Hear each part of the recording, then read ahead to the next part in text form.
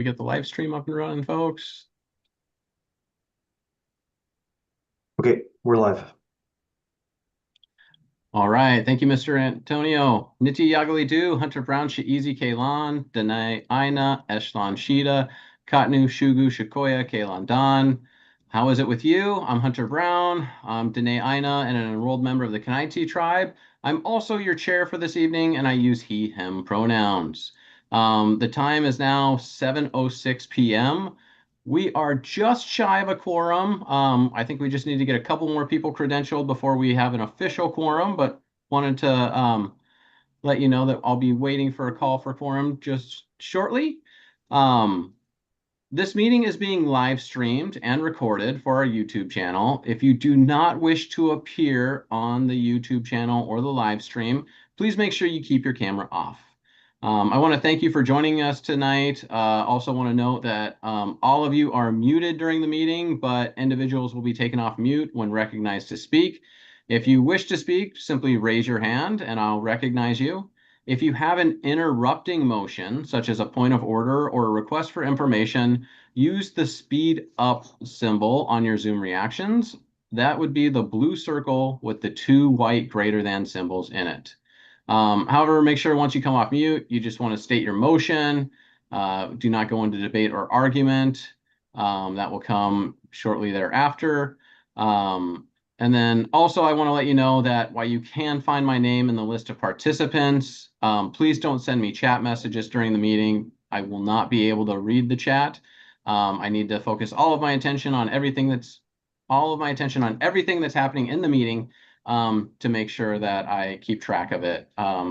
Chat with our support volunteers during this meeting. Reach out to Effective Meetings Chair Nathan Antonio or his designee, as he will tell you about here shortly, and they will get messages to me as needed. Otherwise, just raise your hand or use the Move Faster button. All right.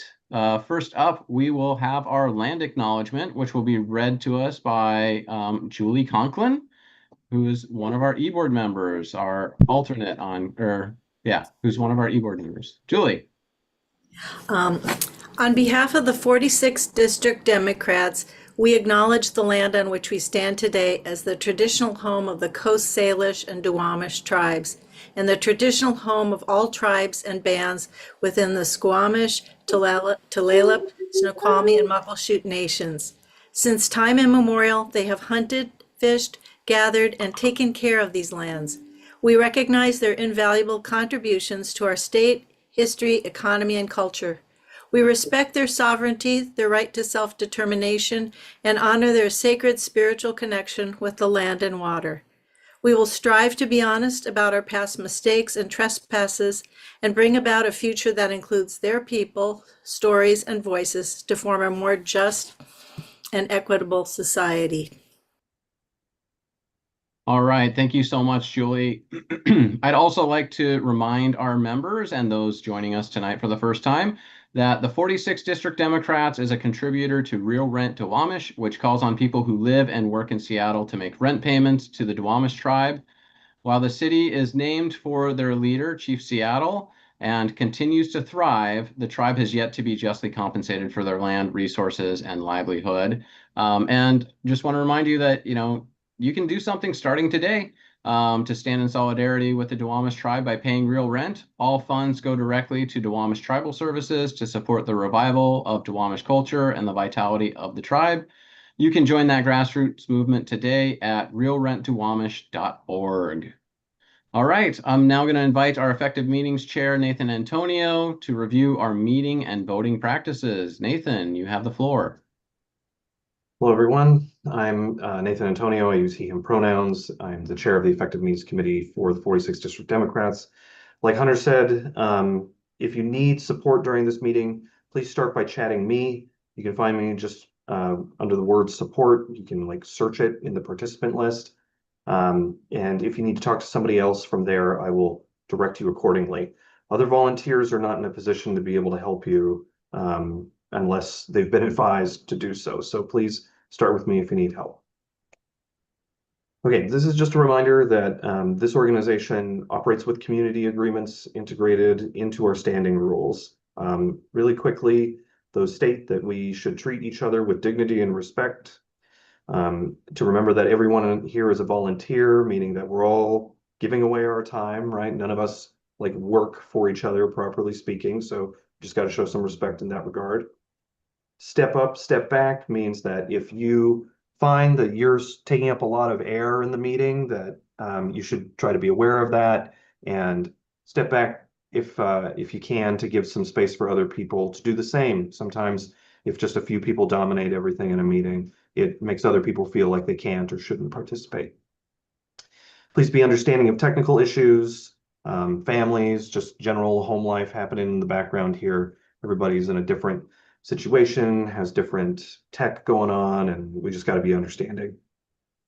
Together, we share responsibility for staying on time. That means that, whenever you introduce a new motion or try to do something in the meeting, that's just going to add time to the meeting. And I did notice that our agenda calls for this meeting to end at 9 p.m., which means that we need to end at 9 or else we need to vote to extend time at this meeting. So let's try to keep it tight. Respect meeting rules. That includes waiting to be organized and staying on topic when you are speaking. And if you don't know something, but you need to know, please just ask, and you can always start by chatting me. All right, and then this is also a reminder that our organization operates under Robert's Rules of Order, newly revised. You do not need to know all of Robert's rules. The most important thing to know is that you must wait to be recognized before trying to do anything. And that just means raising your Zoom hand, and then the chair will call on you. Then you will be prompted to unmute. And at that point, you can just go ahead and state your business, and we'll help you figure out how to put it into the rules correctly. And I'll talk about how to raise your hand and all that real quick here. All right, so raising your hand. So in Zoom, what you're going to do to raise your hand is to go look towards the bottom of the Zoom window. And if you hover your cursor over the bottom of the interface, even blacker bar will show up with a bunch of icons. One of those icons should look like a little hand raised, and it'll say raised hand. If you click on that, it will raise your hand. If you don't see that icon right away, look for a more button that looks like 3 dots inside of a circle. And then when you click on that, that'll open a submenu where you should see that icon. And if you're on the phone, it's very similar. You're going to go towards the bottom of your mobile interface, look for the little smiley face that says reactions, and then inside of the resulting submenu, you'll see a button to raise and lower your hand. So that's very important because that's how you get recognized. And then once you've been recognized, you will be prompted to unmute. So a little pop-up will show up on your window to unmute yourself. So you got to pay attention for that as well. This slide is just a little reminder that if you are actually having to dial a number to listen to this meeting, like you were on the phone, that we don't have a ready way to allow you to participate in votes during the meeting because the interface is so different. So if ever in the future you're traveling or you just know the only way you'll be able to connect to the meeting is by dialing a number to listen in, let us know ahead of time and we'll figure something out so that you can vote.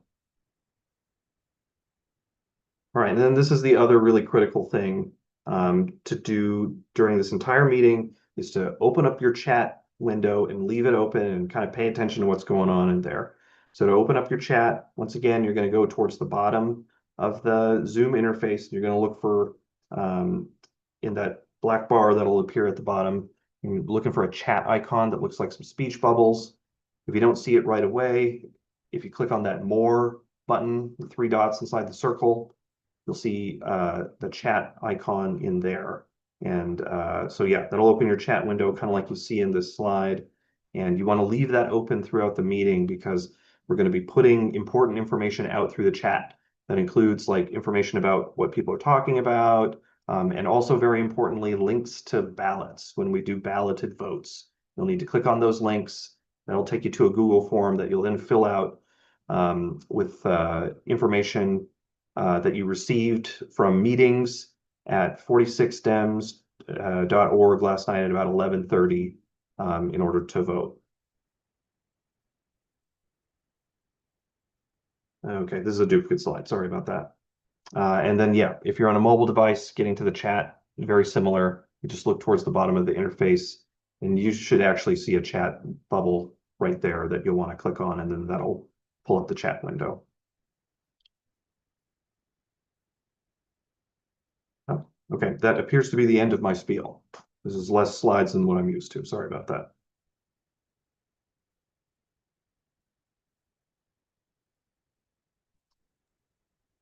All right. Thank you very much, Mr. Antonio. Appreciate you. It looks like we have a quorum. Is that accurate? Yes, we do. We have reached quorum. All right, great. Thank you so much. And we've also reached the consent agenda portion of our meeting, which is now being shared on your screen. On the consent agenda, we have today's agenda, approval of the June 16th regular membership meeting minutes, 2 PCO appointments, Lioness DeAngeli Brogan and Jack Nash. And so those would all be adopted in a single vote as part of the consent agenda. If you wish to pull anything from the consent agenda, please indicate that desire by raising your hand.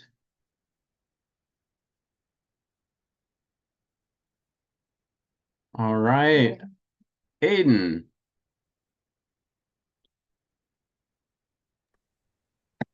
Hi, I don't wish to pull anything. I just wanted to find out if the 2 resolutions that were left unvoted at the last meeting because of the time limit should be on here.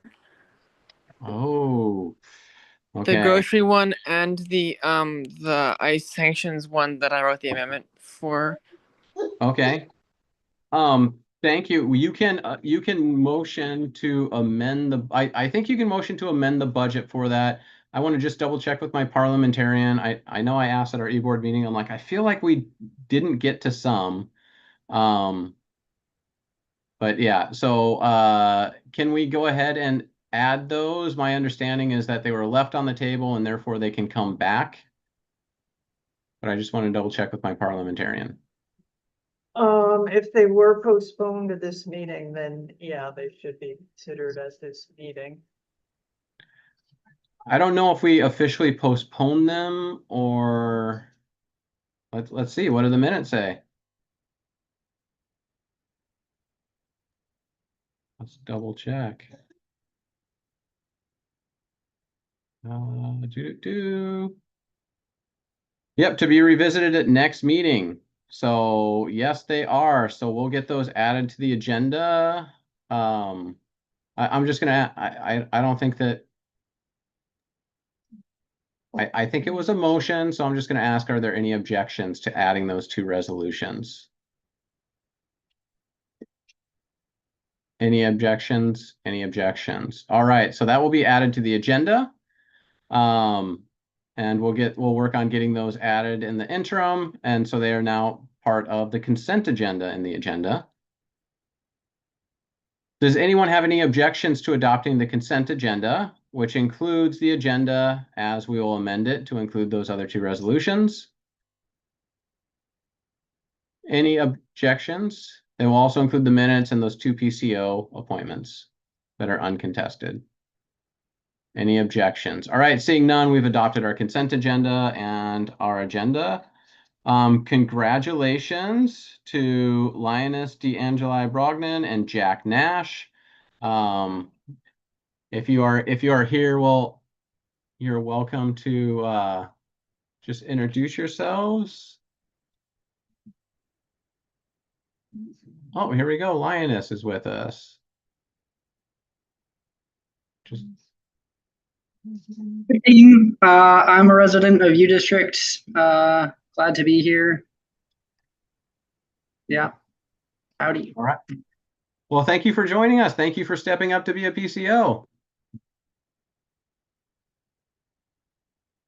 All right. Okay.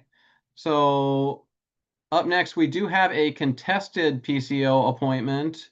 So we received 2 applicants for precinct committee officer for precinct 462274.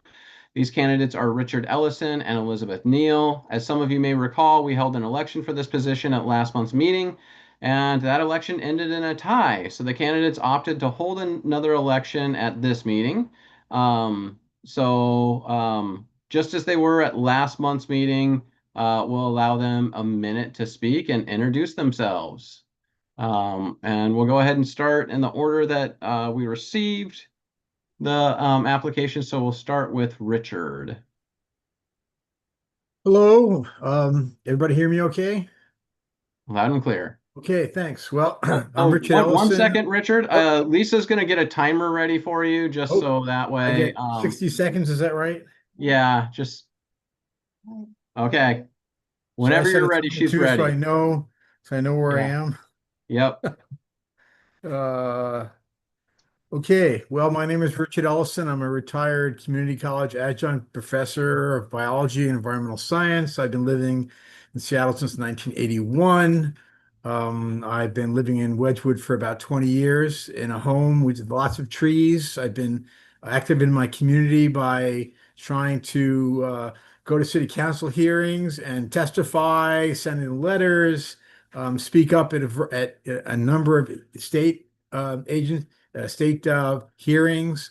I'm interested in environmental issues. I'm interested in education. I was an educator for basically majority of my life. And so I am a strong advocate for supporting finances for education and open government, these kinds of things. That's why I live in Seattle. It's a great place to live. Um, what else can I say? I'm a strong Democrat. I've always advocated for Democrats, and I've stomped the ground for my small little block districts in the past with the previous PCO. Thank you. All right. Thank you, Richard. Let's see if Elizabeth Neal is with us. I'm not seeing her. Is there anybody that would like to speak on her behalf?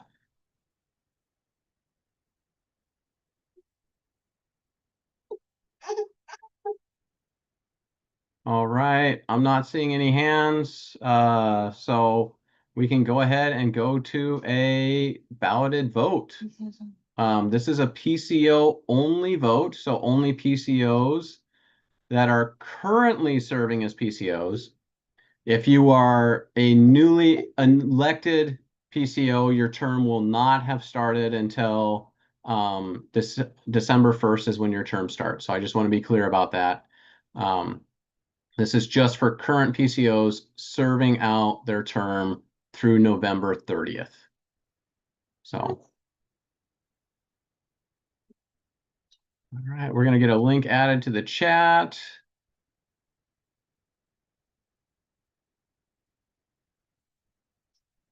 Arvia, you have a question. Yeah, hi. I'm just wondering if we could text the other candidate and see if she was planning on coming. Because I don't know anything about her, and it would be nice if she was planning on coming to hear from her, maybe do the vote a little later in the meeting. Thanks for considering. Are you making a motion to postpone consideration of this vote until the other candidate is able to join us?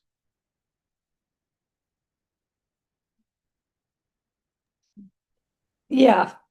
Well, or until a reasonable time, or if somebody texts her and asks if she's coming. Okay. I would have to dig through emails to see if I can find her contact information. Or maybe We that's would need a second. We would need a second for that motion, but I think it is something that's achievable. I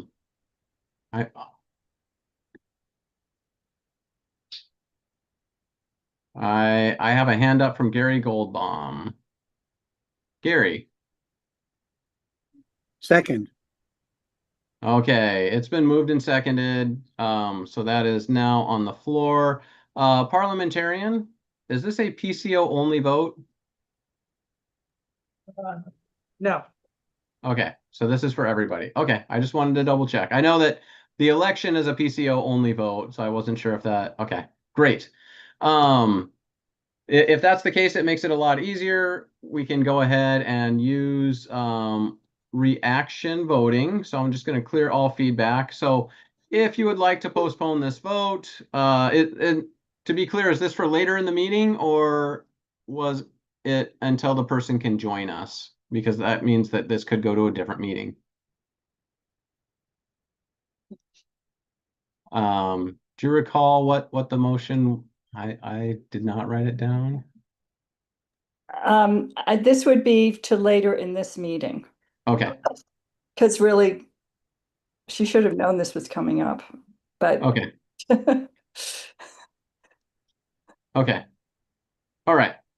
Just wanted to double check. Okay. So if you wish to postpone this vote until later in the meeting, giving the other candidate the opportunity to join us, please indicate that desire with a green check mark. If you do not wish to postpone the vote and want to vote no, or want to vote right now, please indicate that with a red X.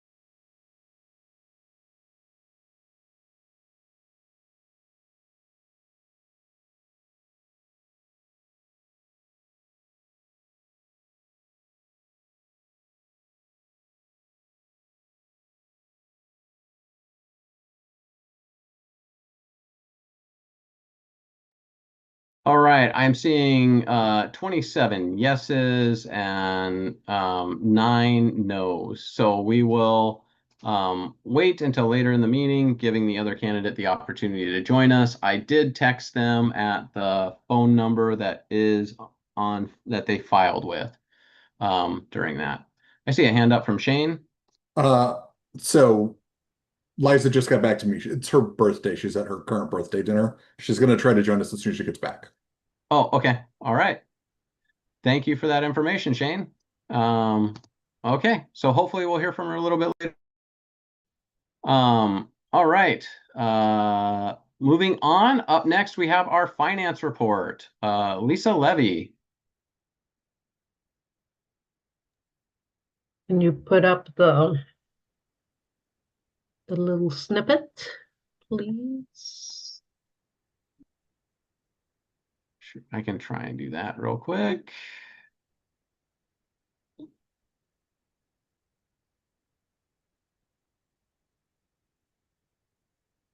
Hopefully I'm sharing the right thing. Yep. This is the state of our finances right now. July, we had a bunch of expenses from elections and printing. Not all of them have been accounted for yet, because we're just now reimbursing for the postcards that were mailed. But we have $16,000 in the bank, and that is very comparable to this time last year. If anybody has any questions.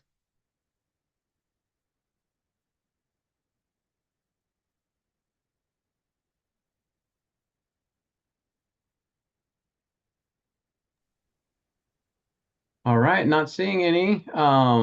Thank you, Lisa Levy. And this is just what our operating budget is. We do have the separate coal fund. Just want to make people aware of that. And some of that money, $933. Do we have that broken out? Yeah, it's no, on the bottom. See, it says grants. Oh, You okay. mean Yep. under Sorry, income. 988. Okay. That was the grant from the Washington State Democrats that we Okay, got specifically for a great. project. Mhm. Okay, thank you. I glanced over it. So thank you so much. Just to make sure that our members know that that money is earmarked for the Renters Caucus to do outreach. I believe we announced that at it was either our May or our June meeting. So, all right. Not seeing any hands. Thank you so much, Lisa Levy.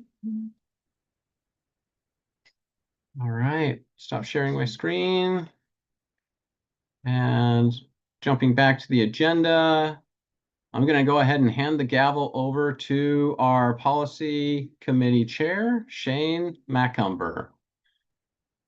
And it looks like those resolutions did get added. Thank you to the person who added the resolutions from last month there. So we'll start off with those.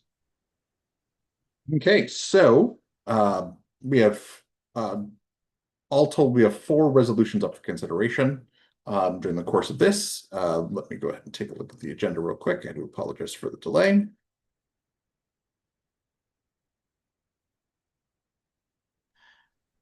If I may, just as a reminder from the last meeting, the first 2 resolutions were resolutions that were tentatively approved by the delegation to the for the 46 to the state convention. We had, I believe it was about 10 resolutions that we voted on that were ready to go. And so these are the 2 of the remainders that we didn't get a chance to vote on in June. So these were essentially submitted by the entire delegation. Just wanted to remind people of that. Thank you, Shane.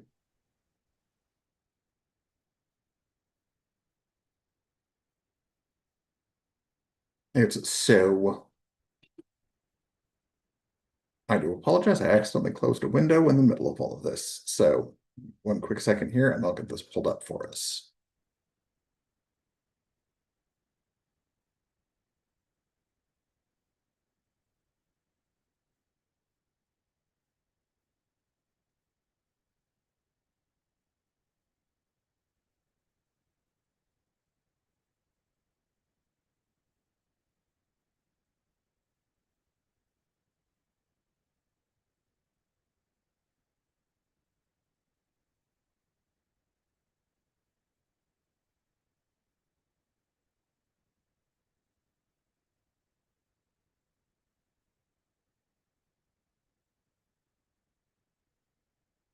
Okay, so the first resolution is the resolution regarding sanctions and taxes directed towards U.S. Immigration and Customs Enforcement.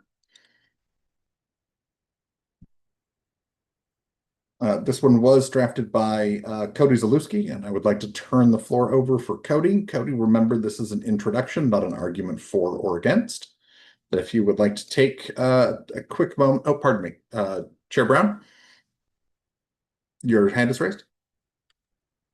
Oh, I just wanted to note that based on that timestamp, it looks like we started to workshop this at the last meeting, which was the June 16th meeting. So it looks like the text in green, I don't recall if we voted on it or not, but we certainly could as it's being introduced at that. But I just wanted to note that came from, I believe, from this body last month, the text in green.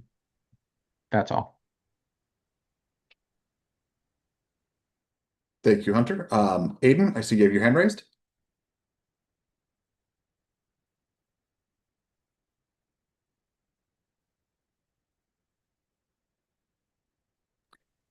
The text in green is an amendment I proposed that was seconded but not voted on. Tara had comments that made it useful to delay the resolution to incorporate that, and I've just added in the comments of the document an amendment to my amendment.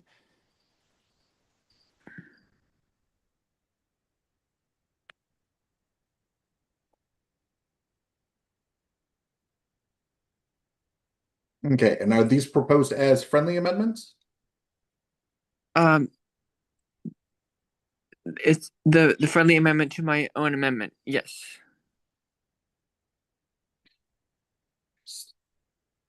Okay, thank you for proposing those. Lisa Levy? Can you put them up on the put it up on the screen Let so we me, all can see the same thing? If not, I did put the link in the chat. perfect. I can also work on sharing this as well. I got it, Shane. You're sharing one thing at a time, okay? Thank you.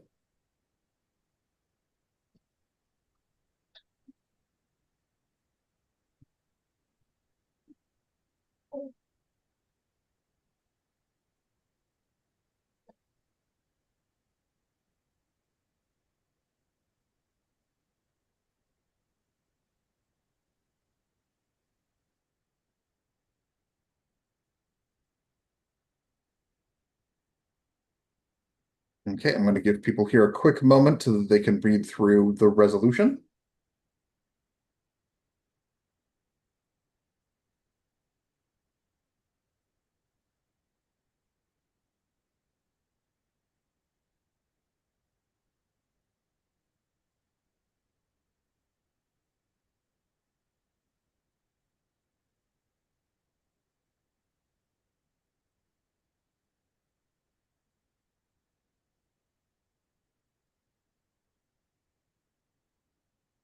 Okay, so with that shared on the screen as well as in the link, I am going to turn the floor over to Cody so that he can give an introduction. Just as a reminder, Cody, this is an introduction, not an argument for or against. Gotcha. Okay.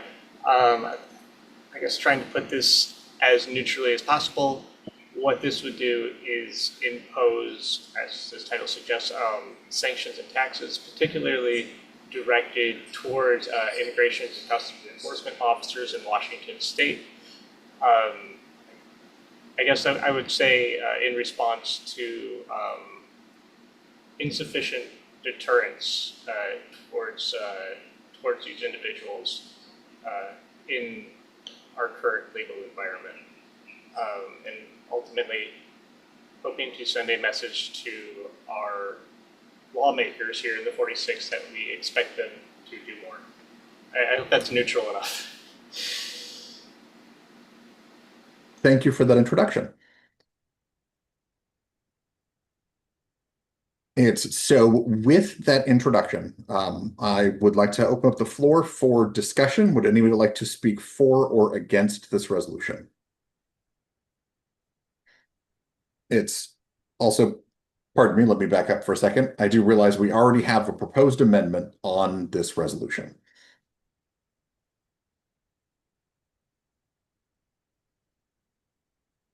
And making sure that I have this correct.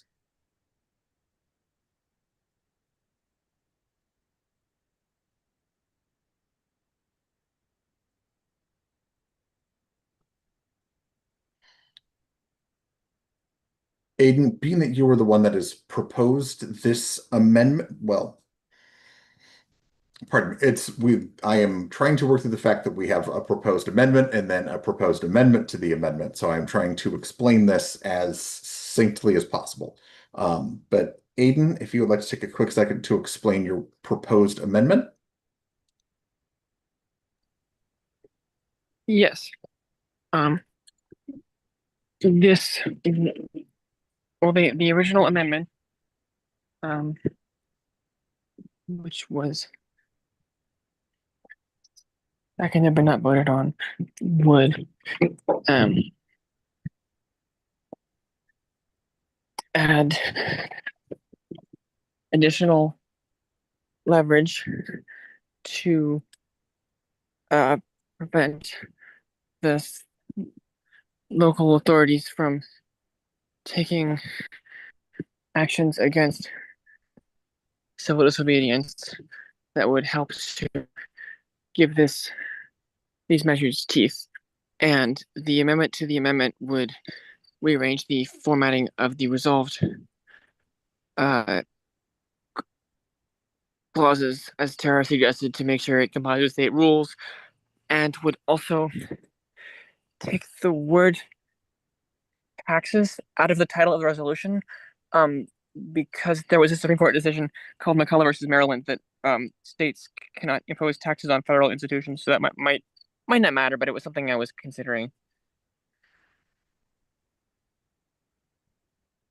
Okay, so making sure that I have this proposal correct, it is going to reverse the location, reverse the order of the therefore be it resolves.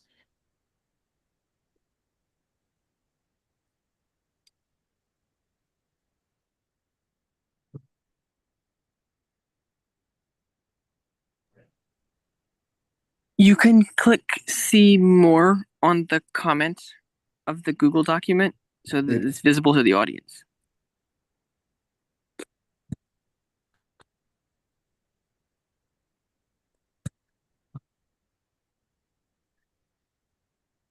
Does that you can let me know if that doesn't answer the question you have visually.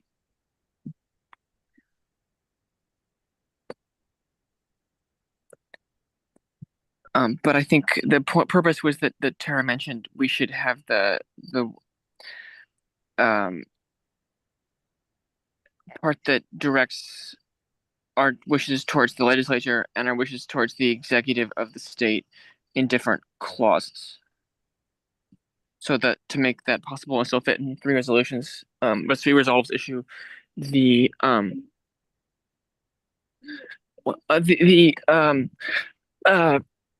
that the mandate parts are combined.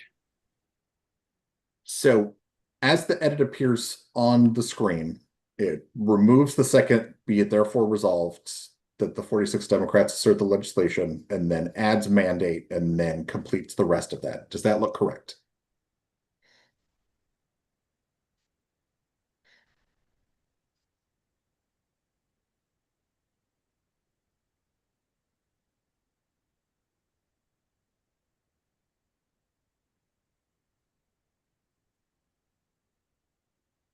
Okay, I'm getting a thumbs up from Aiden saying that that looks correct. Richard?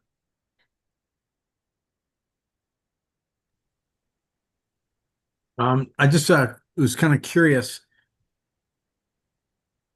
Would this prevent, or how would we want to encourage that if law enforcement were, if you only had federal agents there and they're doing bad things, you might want to say, well, we'd like to maybe see the local sheriff there as a means of defending our citizens against federal agents. Are, it might essentially pit them against the federal agents.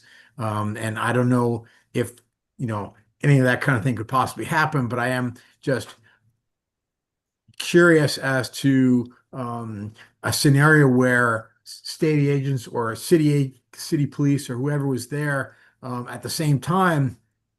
They're not allowed to assist the federal agents. They should not be assisting the federal agents, but at the same time, they might play a role in keeping the peace from federal agents causing harm to local citizenry. And so, is that anything we want to consider? And would there be any language that we'd want to put in to acknowledge that we don't want to prevent our own law enforcement from being there to defend citizens and to protect citizens' rights against federal government wrongdoing? Or should we not, or should we just walk away from that Richard, issue and not kind of add to that? Richard, we're currently still talking about the amendment itself. So we're not talking about the larger resolution. So do you have anything specific about this resolution as far as the amendment that's been proposed? I'm not, I guess in that sense of how you're organizing the discussion, no, I have no comments about this particular amendment to the amendment. Okay. It's Tara or Judith, do either of you have any comments specific to the proposed amendment? Mine is kind of the procedural suggestion, which is, currently it's presented as an amendment and then an amendment to the amendment, which is rearranging. So I would suggest breaking those into just making it 2 amendments. And the first one is to add this language. And then if that's accepted, then we can go to the second amendment or proposed, which would be to recombine, because we can't really vote on recombining and then vote on adding the language. So, Fair.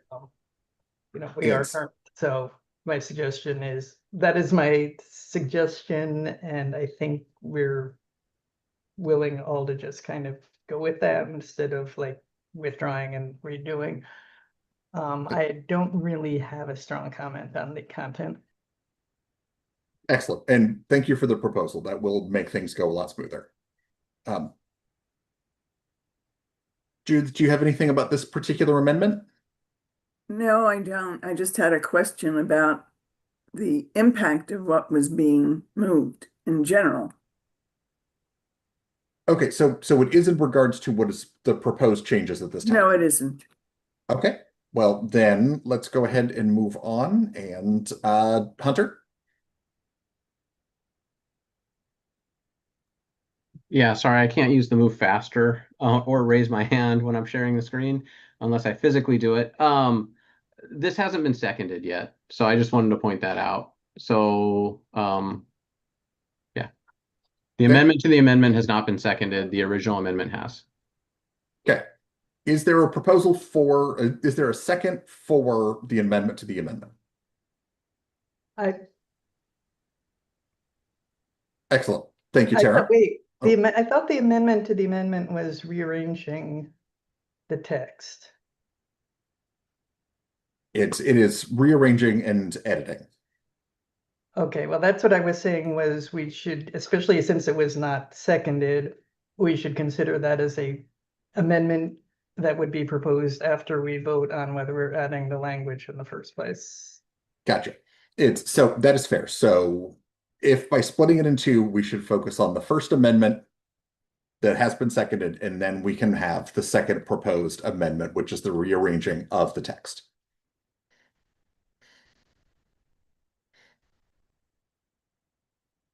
Okay, so with that in account, the proposed amendment as it exists for consideration is, as it is proposed, adding the language as it is highlighted on the screen. That is under the second, therefore be it resolved at the end, and that unless and until legislators mandate this, state and local police should not address federal agents in protest against these federal agents' facilities.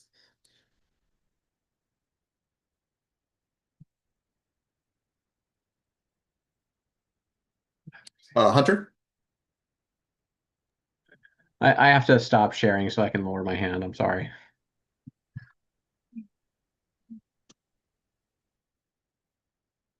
Okay, so I believe at this point we would move to the vote on the amendment.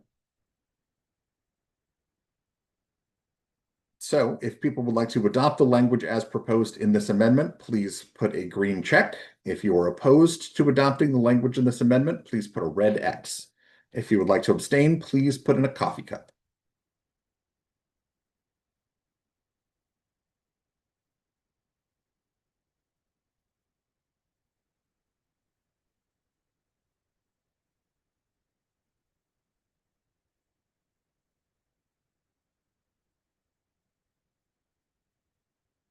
Okay, giving people a couple more seconds for any further votes.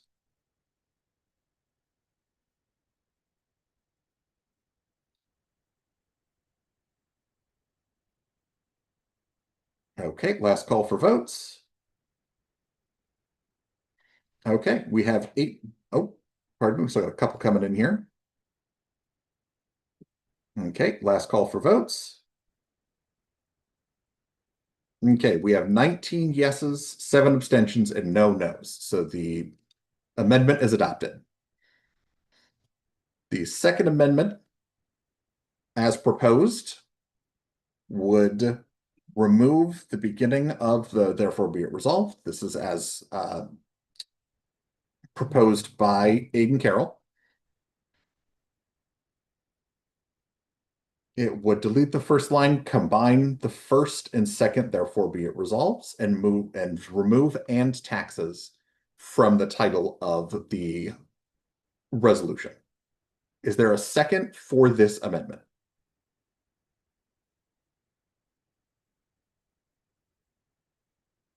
If you would like to second this amendment, please raise your hand. Cody? Yes, seconded. Okay, excellent. So we have a second. Okay, so with this amendment, we can move directly to a vote. In this regard, if you would like to adopt this amendment, please put a green check. If you are opposed to this amendment, please put a red X. If you would like to abstain, please use a coffee cup.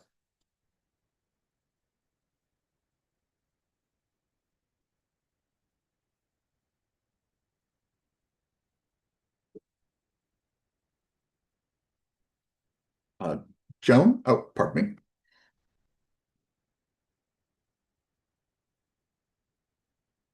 me. Okay, last call for votes. Last call for votes. Last call for votes. Okay, we have 25 yeses, 1 no, and 7 abstentions. So this is also passed. Thank you, everybody. Okay, do we have any further proposed amendments to this resolution? Any further amendments? Any further amendments? Okay, hearing no further amendments for this resolution. Oh, pardon me, Judith?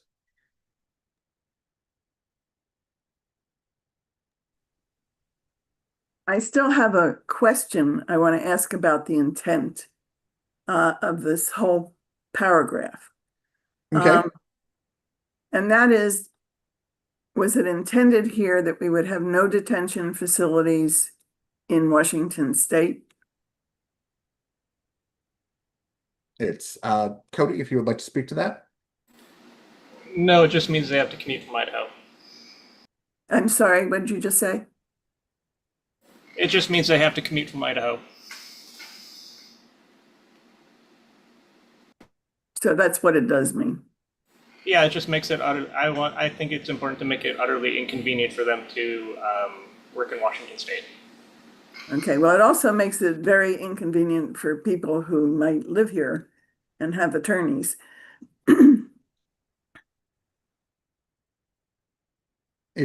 Thank you, Judith. Margaret? I think this may not have to be an amendment because it's basically just, Scribner's corrections, but I don't think the punctuation in that long paragraph is understandable at this point. I think there needs to be some semicolons or something in there because that is like a run-on sentence at this point. Thank you. Thank you, Hunter. Thank you, Margaret. Galaxy? Hi, I'm not sure how to ask this in a way that follows Robert's, and I'm also concerned the answer to it will be out of order. So sorry if that's, but there was something said a minute ago about a possible consequence of this resolution involving attorneys. And I was just wondering, it's fine if I have to wait till speeches for and against, but I was wondering if that could be elaborated on now. I also know I'm not allowed to address other members, so I'm just kind of using passive language. So I do think that does end up being out of order, but may be addressed in the for and against discussion.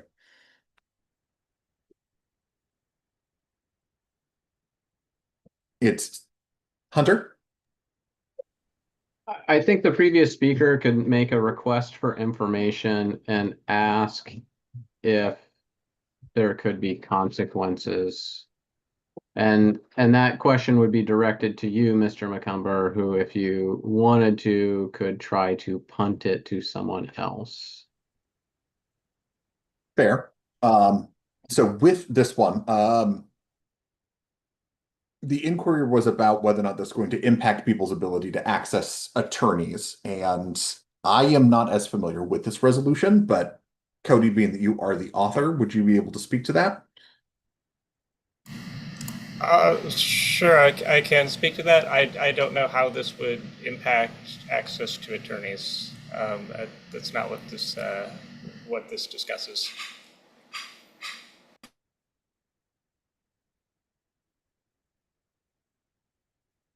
Thank you, Cody. Okay, so with that answer, do we have any further points of information before we move to discussion? Okay, hearing no other inquiries at this point, I would like to open this up for discussion. So if anybody would like to speak for or against this resolution, please raise your hand. Okay, Cody, speaking for. That's correct. I would like to speak in for.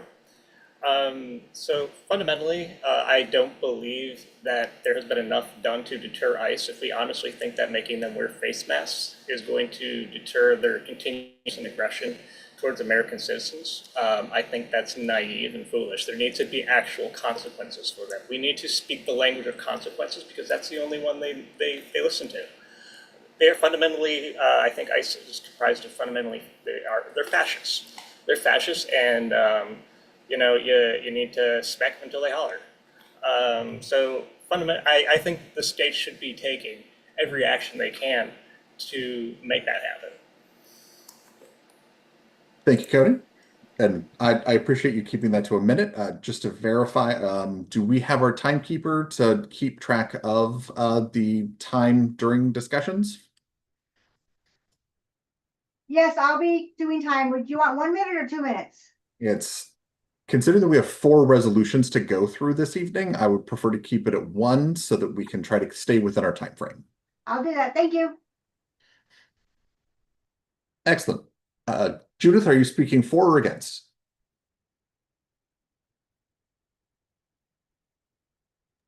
Against. Excellent. You have 1 minute. The floor is yours. Okay, I agree with everything that Cody said, but I think it would be a mistake to get rid of a detention center here. And the reason for that is twofold. Idaho has no interest whatsoever in the people that are going to be detained. We do.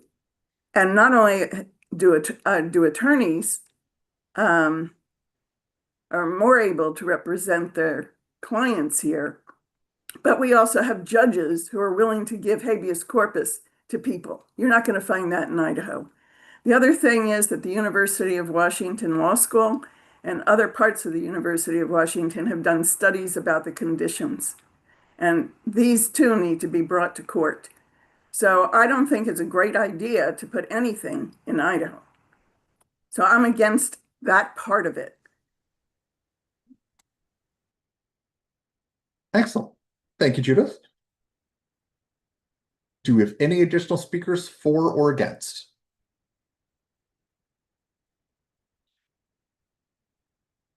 Guinevere, are you speaking for or against? I would like to speak for the resolution. Okay, you have 1 minute. Thank you. Yeah, I'm for this resolution because I think if I lived in Germany in 1940 in Bavaria, and the argument was, well, if we close the concentration camp in Bavaria, they'll just open a new one in Saxony. I don't think that's a compelling argument. Thank you. That's all. Thank you, Guinevere. Do we have anybody else that would like to speak against the resolution? Joan or Galaxy, are either of you planning to speak against? I have a question. Okay. I was just wondering if it is currently in order to amend the resolution or if we are past that time. We have moved to discussion. So Tara, I don't know if you can after discussion but before the vote amend, or if it has to be discussed. I don't know. I should know this. Hunter's giving a thumbs up, so it looks like you can propose an amendment. Okay, interesting. That's all I have right now.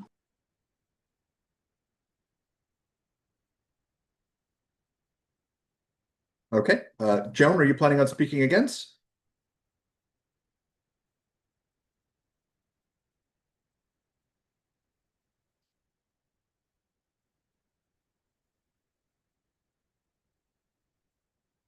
Joan, I see that your hand is raised. Hasn't been unmuted. There.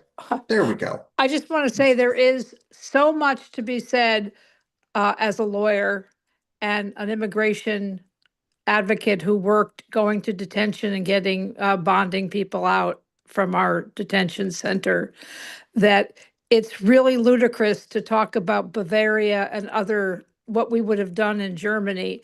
What we have now is a really, really great network of lawyers who are on hand at a moment's notice, and agencies that get the funding out for bonding. And I agree about the habeas corpus being granted by the judges here. And it's ludicrous to think that Idaho would ever come close to that. So we have to be careful what we ask for or what we propose, because if you're not an attorney, you can't really address what the impact would be if you took people away from their attorneys. And I mean an attorney of network, a network of attorneys that are ready, willing, and able to act. So thank you. Thank you, Joan. Hunter? I was just going to motion to send this back to the writer. So we have a proposed motion to send this back to the writer for further consideration. Is there a second for this motion? Lisa, is that a second?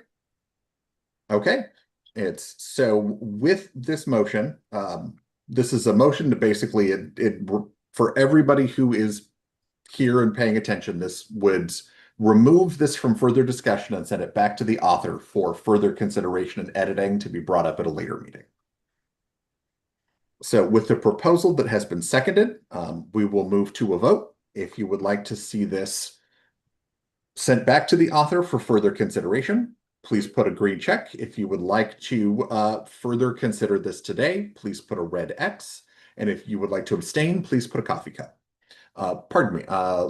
Lawrence, I see you have your hand up.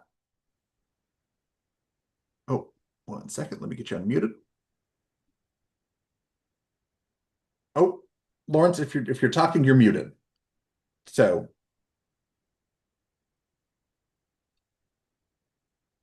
you should have a request to unmute on your screen.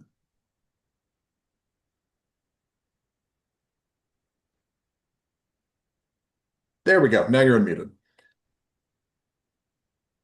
Oh, but I still can't hear you. I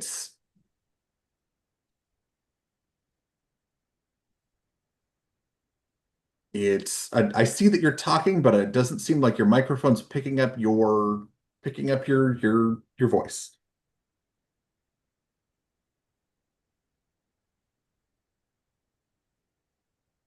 So we're still not picking you up here. Is it something you might be able to put in the chat as far as a question goes? Because unfortunately, we're having difficulty hearing you.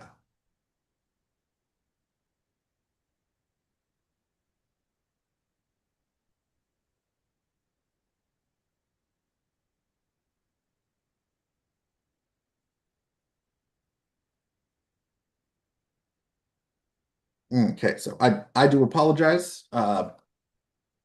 Lawrence, unfortunately, we were not able to hear you with that one. We'll see if we can continue to figure out what's going on there so we can get you a chance to speak. Hunter, your hand is up. Is that just because you're sharing your screen? That was before, but I wasn't sure if it was debatable, but that's okay. If people are ready to vote, we can just vote. Okay. Mr. Chair. Yes. This is Nathan. May I very quickly show the body how to do a reaction vote? I've been getting questions. Yes. All right. I'm going to share my screen really quick here.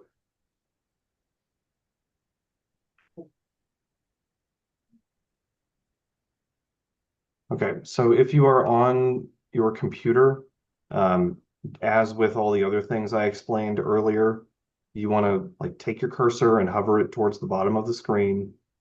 And in there, you should see a button that says reaction. It looks like a heart. If you don't see it right away, click on the more button. It's a circle with 3 dots in it. And then in there, you should see the reaction button. And then when you click on that, you'll see, or you should see, like this little box that's in the lower left part of the slide here. And then you would click on the green check to indicate yes, the red X to indicate no. And then if at any point you think you have an interrupting motion, that's the green circle with the forward arrows. On mobile, it's very similar. You just look at the bottom of the mobile interface. You will see a reaction button with a smiley face right there. And then when you click on that, it'll pull up the same options to do a reaction vote. Thank you. Thank you, Nathan. That is very helpful. And then I did receive a request for, well, pardon me, Chair Brown, your hand is up. Why it's fresh in people's minds, I just wanted to point out, I believe it was Lawrence was having issues with his microphone. If you go to the three dots and you click on that, you might see a settings gearbox. And if you click on that, it should bring up some audio settings. You might need to toggle between your computer and your headset or something like that. Maybe it's the issue, maybe it's not. Just trying to be helpful. Thank you, Hunter.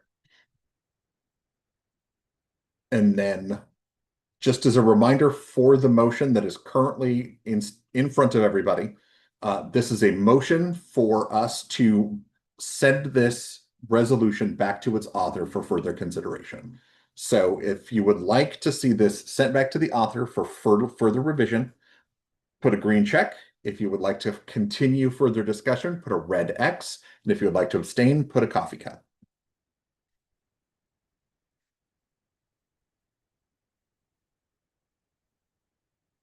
Okay, giving people some time to vote.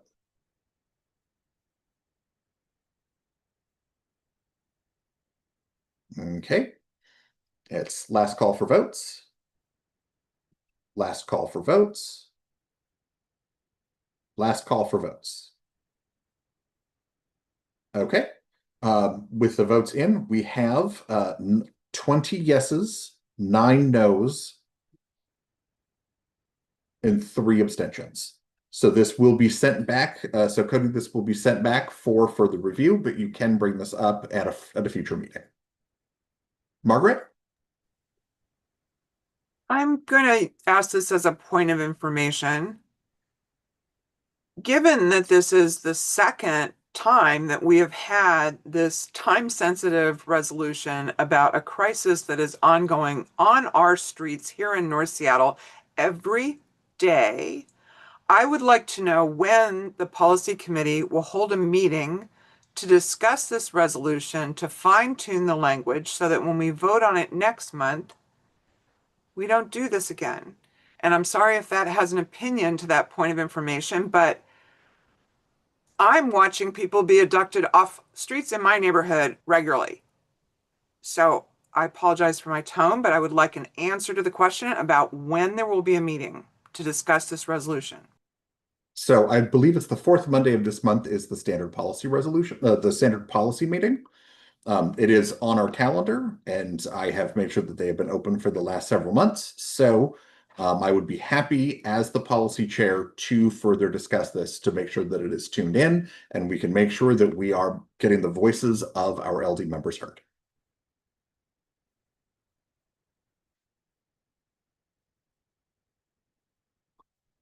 Pat?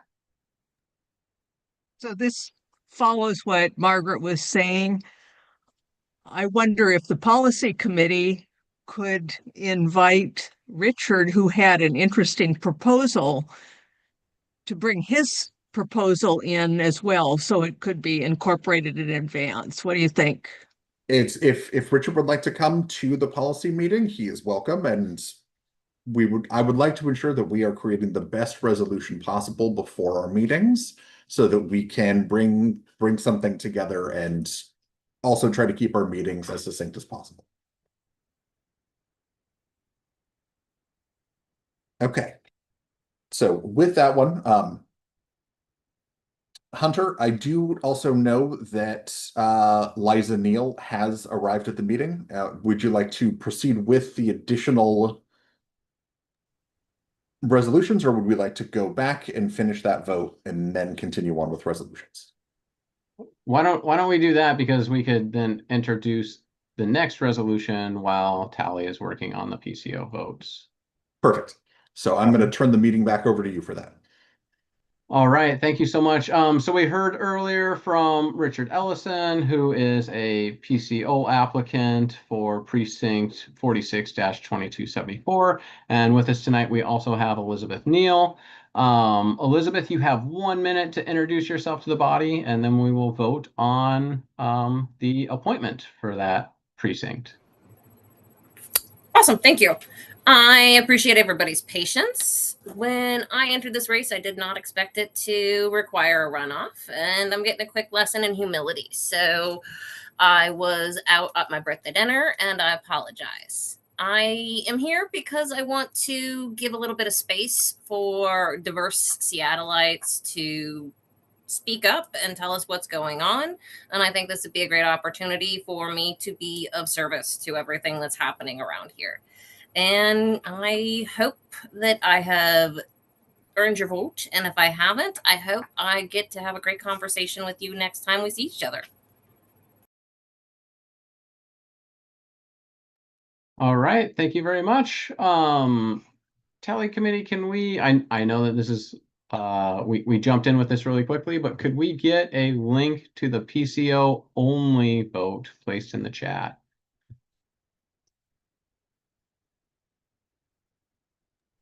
Should be there. All right, thank you.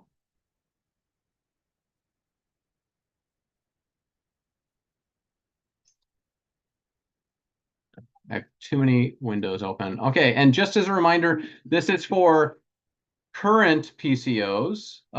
So if you are currently serving out the second part of your 2-year term, which will end on November 30th, this is a vote for you.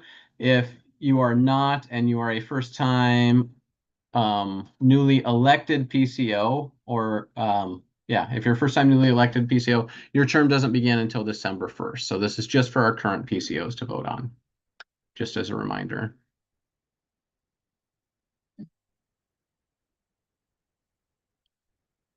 All right, and why we're doing that, since I know we're late in the meeting, and we're waiting for Tally to come back in, I do want to remind people, keep your eyes peeled on the chat. Our Tally volunteers will use the chat to communicate with you if there is an issue with your ballot regarding your credentials, email, or whatnot. So please keep your eyes peeled on the chat just in case they need to contact you. And I'm going to go ahead and hand the gavel back over to Shane so we can introduce the next resolution.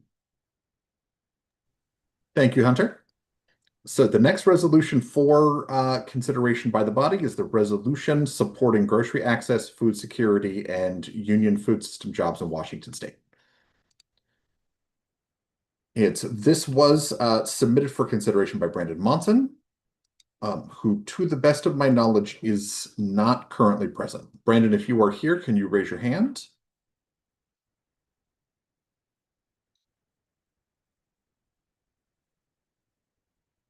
Okay, I do not believe Brandon is present.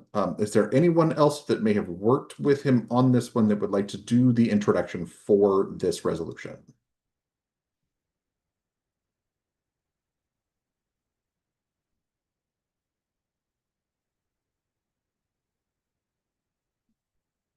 It's seeing no hands. Oh, Hunter? Yeah, at the last meeting, I read these resolutions. I wonder if people might want the resolutions read or not. It's read in their entirety? Yes.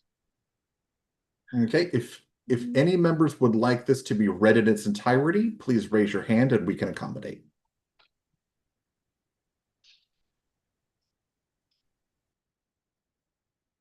Are there any members that would like this read out?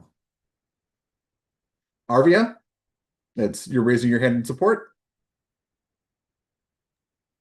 I'm just wondering if you could make the font a lot bigger on the share screen, because I can't. Oh, I guess I should have my own copy of the resolution, but it's hard to read on the share screen.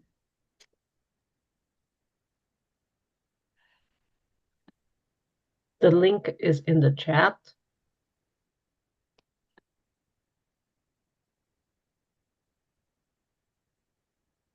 Okay, so with that link, you should be able to see on your own screen. Oh, thank you. Thank you, Arvia. Margaret? Hi, if it's not too late, I'm willing to speak in favor. I just needed a minute to review, catch up on the resolution, but I'm somewhat informed on this issue and like to speak in favor. Thank you. Excellent. I will note that one. I was just trying to do the introduction real quick.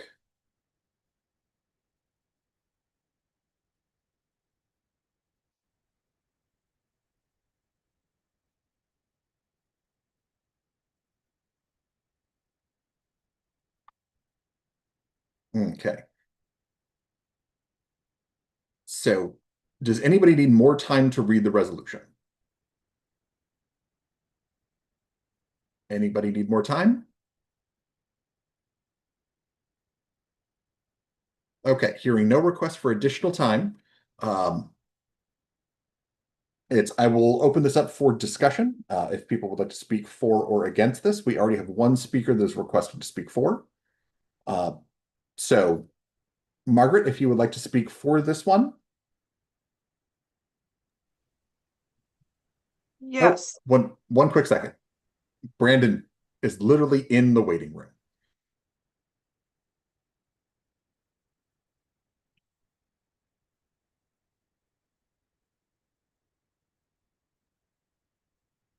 Brandon Mawson, thank you for joining us. We were just about to discuss your resolution. Would you like to do an introduction in regards to your resolution supporting grocery access, food security, and union food system jobs in Washington?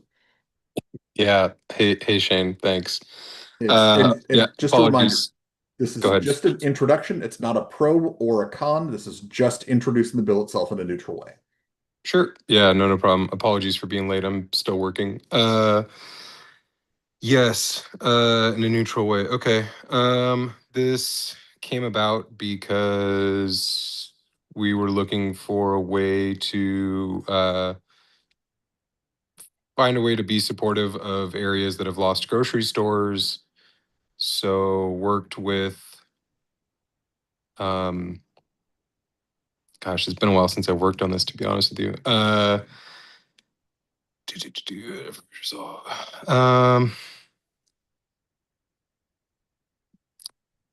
Yeah, okay. So basically worked with one of the legislators and some local folks in the union world to put together something that might help our legislators make the case to do something to provide access and or funding of some sort to areas that have lost grocery stores. Excellent. Thank you for the introduction. So now that we have our introduction, we can move to discussion. And Margaret, you have requested to speak on behalf of this. I did, but given that it's Brandon's resolution, if he'd prefer to speak, I'll cede to him. But Okay, Brandon, would you like to speak for your resolution? Honestly, no, I'd rather have Margaret do it. okay. Margaret, the floor is yours. 1 minute. All right. As a resident of Lake City, which now has both a grocery store and a pharmacy desert, this resolution really resonates with me.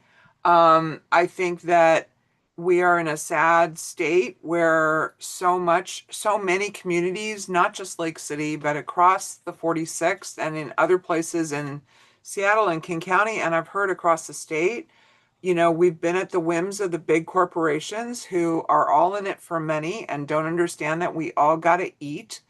And it's really a challenge, especially to people who maybe don't have the privileges of a car and, some extra time like I do to drive long distances to get to a grocery store.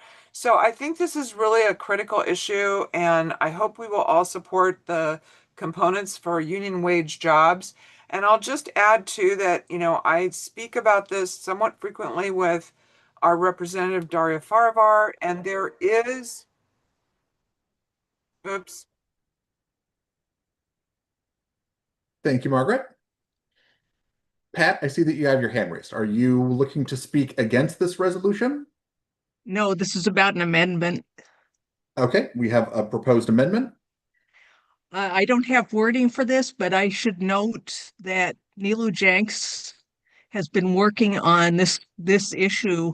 And one of the things that she pointed out is that when a current grocery store sells their property, they often have a clause in the contract saying that the property cannot be used for another grocery store.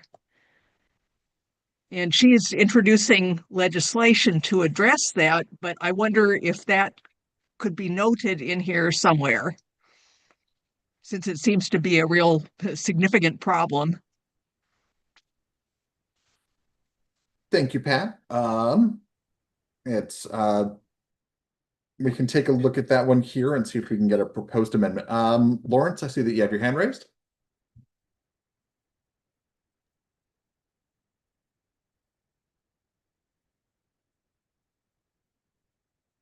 Nope. Oh, we're still not hearing you. So, Lawrence, I do apologize, but unfortunately, we're still not getting any audio from you.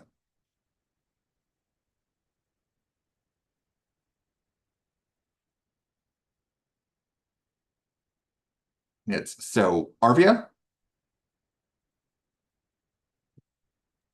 I was just going to say that I think that there's probably a lot of reasons that and a lot of things that can be done to get more grocery stores into neighborhoods. So I'm a little concerned about like trying to list the one, and I'm familiar with what Pat's talking about, and it's a really important one, but I kind of like the way this is sort of general. It could cover a lot of policies and, incentive programs. I don't know, I hope there's a lot of things that could be done. But I would be against amending this to start listing them because I don't know if they all are. Thanks. Thank you, Arvia. Hunter? House Bill 2294 went into effect in June, which bans the anti-competitive property rules and the covenants that grocery store chains were placing. Thank you, Hunter. I didn't realize that I knew it got proposed. I didn't know that it had gotten passed. So I am happy to know that the limiting covenants are not allowed in this regard. So thank you for that information. Judith?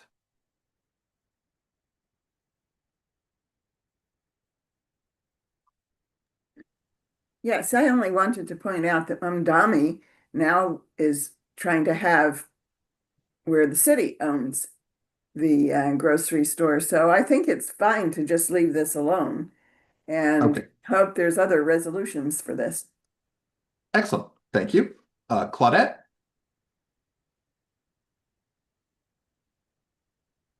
Yes, I think I agree with her. This is a good idea, but the grocery store is trying to open up one on Aurora. So there's quite a bit that's going on around a potential Winco on Aurora, but that is a whole deep different situation. Somewhat tied to this, but also has several other complications that goes along with it. But we are familiar with their efforts, and I speak personally that I hope we have some success because that region could really benefit from a grocery store. Rob? Just a tiny, sorry, what? The floor is yours. Tiny clarification on the House bill. It addresses net new covenants going forward, but it doesn't fix ones that were already in place retroactively. So that's still a to-do for somebody. Okay. So just to clarify, do we have any actively proposed amendments or anybody that would like to speak against this at this time? Also, Hunter, your hand is still up. Is that okay? Cool. So anybody with any additional amendments or that would like to speak against this resolution? Okay, hearing no additional amendments or requests to speak against this resolution, we can move to a vote. If you would like to support the passing of this resolution, Please put a green check using your reactions. If you would oppose this resolution, please put a red X using your reactions. And if you would like to abstain from this vote, please use a coffee cup.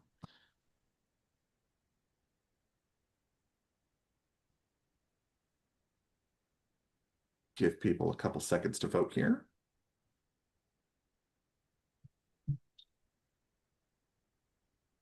Okay, last call for votes. Last call for votes. Last call for votes. Okay, so we have 32 in support, no abstentions, no no's, so this resolution is adopted. Thank you, everybody. Nathan, do we have results from the PCO vote? It's really a raw question, but I believe so. Yeah, I do. One sec.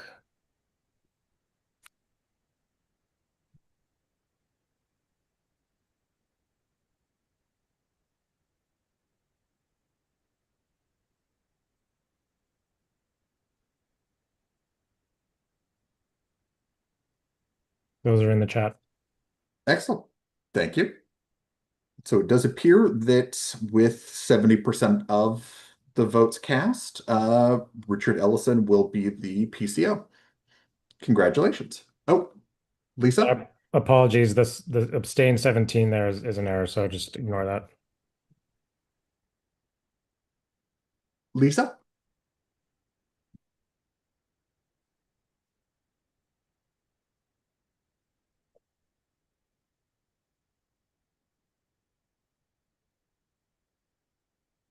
Lisa, I see that you got your hand raised. Can you hear me, Shane? Yes, I can hear you now. Okay, I'm using Hunter's audio because we're in the same room. I wanted to because I know we still have two resolutions and committee reports and only about half an hour remaining of the meeting. I wanted to motion to extend the meeting until resolutions and committee reports have been completed. Okay, so we have a motion to extend the meeting until we have gotten through resolutions and committee reports. Do we have a second for this motion? Lisa, is that a second? Okay, so we have a second. So, is this motion debatable? Or does this immediately go to a vote? Tara, that's my question for you. I think it's debatable. I'm not going to look it up if anyone wants to debate.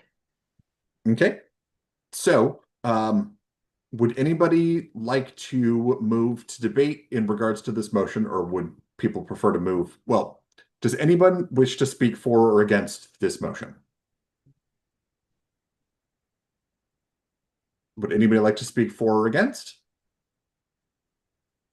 Anybody like to speak for or against? Okay, hearing no calls for debate, we will move to a vote. Please use a green check to indicate that you would like to extend the length of the meeting so that we can cover our resolutions. And this would be extending until we are done with resolutions and committee reports.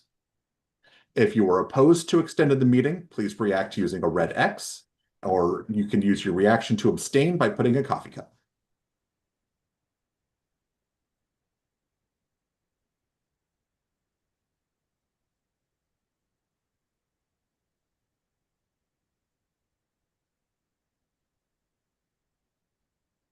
Okay, giving people a chance to vote.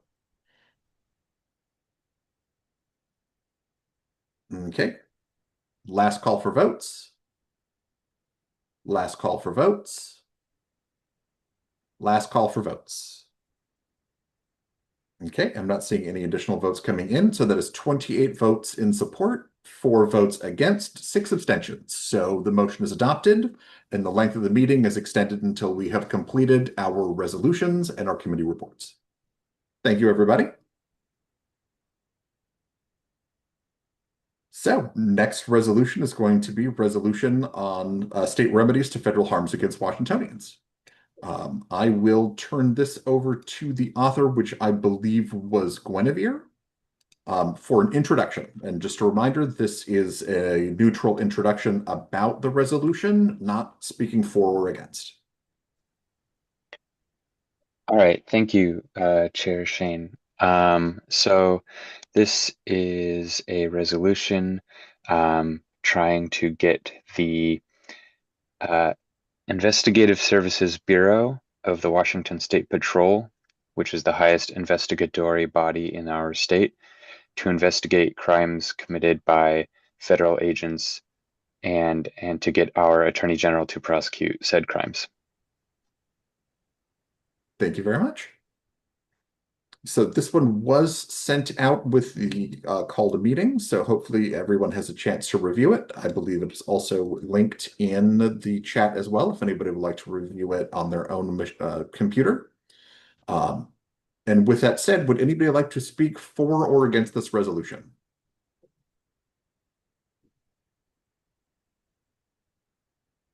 Anybody would like to speak for or against this resolution?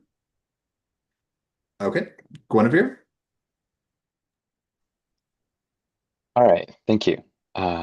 Yeah, so I think we all have seen the abuses of ICE in our country and in our state. They are just simply making a mockery of the Constitution, kidnapping people, falsely imprisoning them without writs of habeas corpus, killing American citizens, killing anyone that gets in their way. And so this is simply, it's specifically responding to the FBI said they would no longer investigate incidents between Homeland Security and Americans. And so someone needs to investigate those crimes. And so I'm asking the ISB of the Washington State Patrol to investigate those crimes and Attorney General Nick Brown to prosecute them. Thank you very much, Guinevere. Is there anybody that'd like to speak against this resolution? Would anybody like to speak against this resolution? Any speakers to speak against this resolution? Okay, hearing no additional speakers, we can move to a vote. If you would like to vote in favor of this resolution, please use your reactions to put in a green check mark. If you oppose this resolution, please put a red X using your reactions. And if you would like to abstain, please put a coffee cup.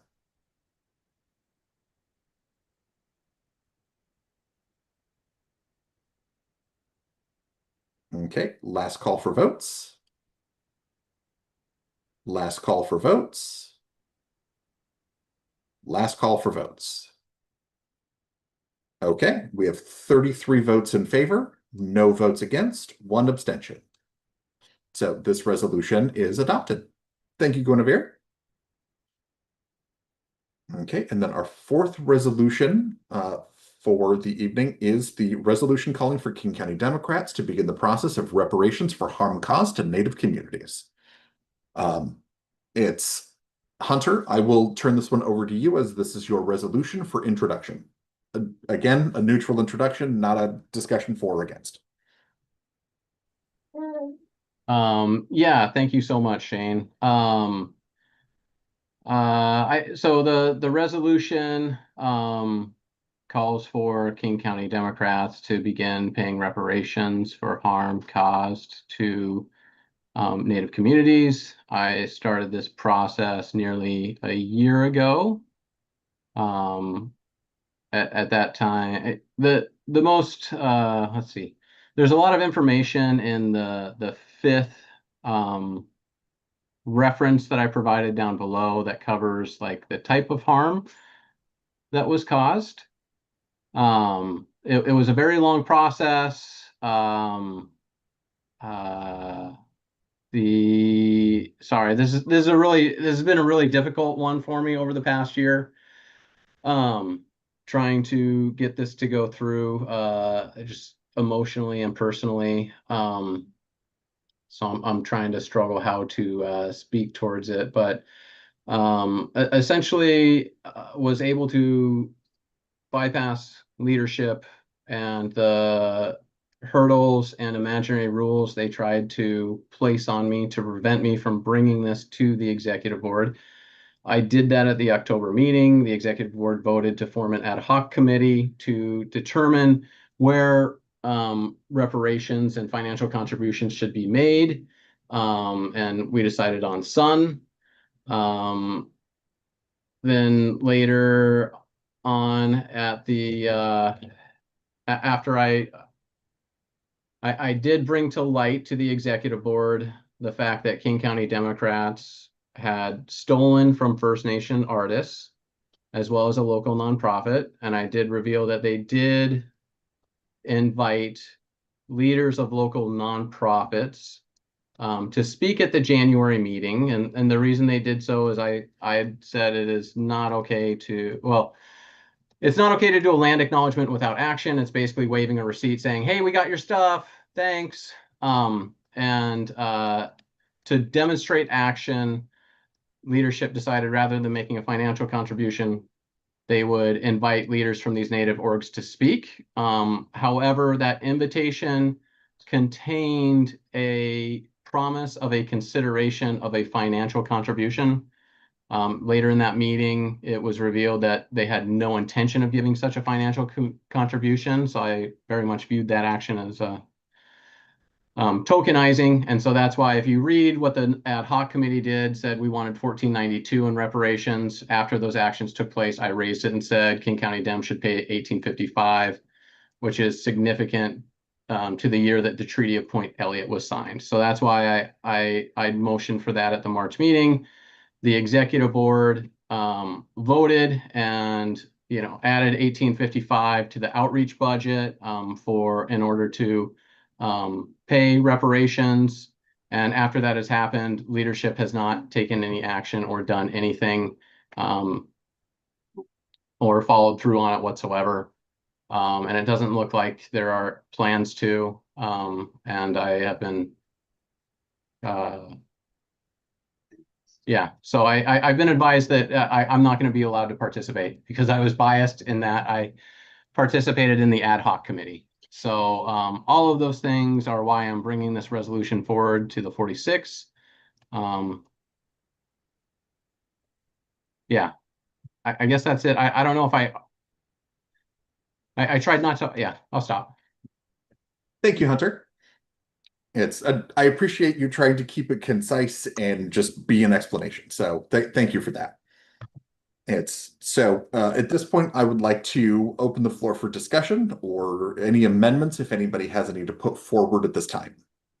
It's Hunter, being that it is your resolution, if you would like to speak for it, you would have first opportunity. Would you like to speak for it, or would you like to have someone else take that spot? I saw that Cody raised his hand. He might have a question. And Cody, do you have I was going to speak in favor of this. Thank you. Cody, the floor is yours. Fantastic. I mean, personally, I'm not Indigenous. However, I do think it's important that we show the First Nations of this country that the Democrats actually care about them, that we are interested in their communities, and that we are trying the best that we can to aid them and benefit them and to make up for the harms that were inflicted on their communities. And especially, when we have folks like Hunter, who I think has done a fantastic job as chair of the 46, and the way that they treat individuals like that. I don't think it's a good policy to have. And so I would strongly recommend that everyone in the 46 support this resolution. Thank you, Cody. Claudette, would you like to speak against this, or do you have any proposed amendments for this resolution? No, I was just trying to find out, are you asking for $1,855?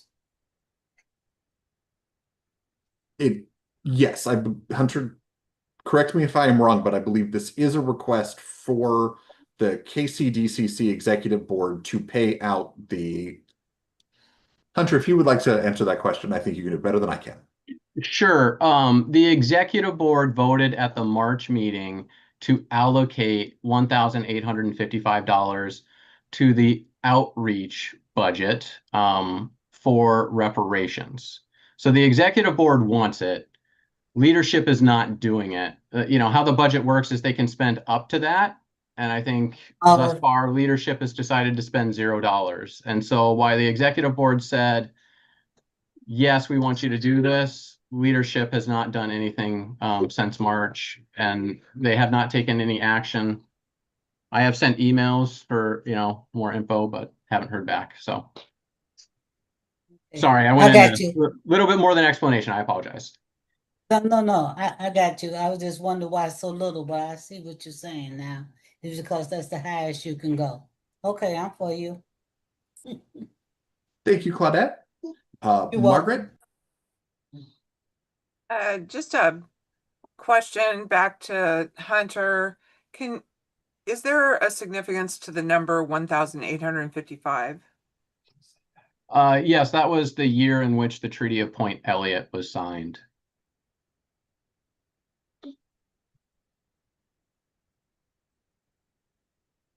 Judith?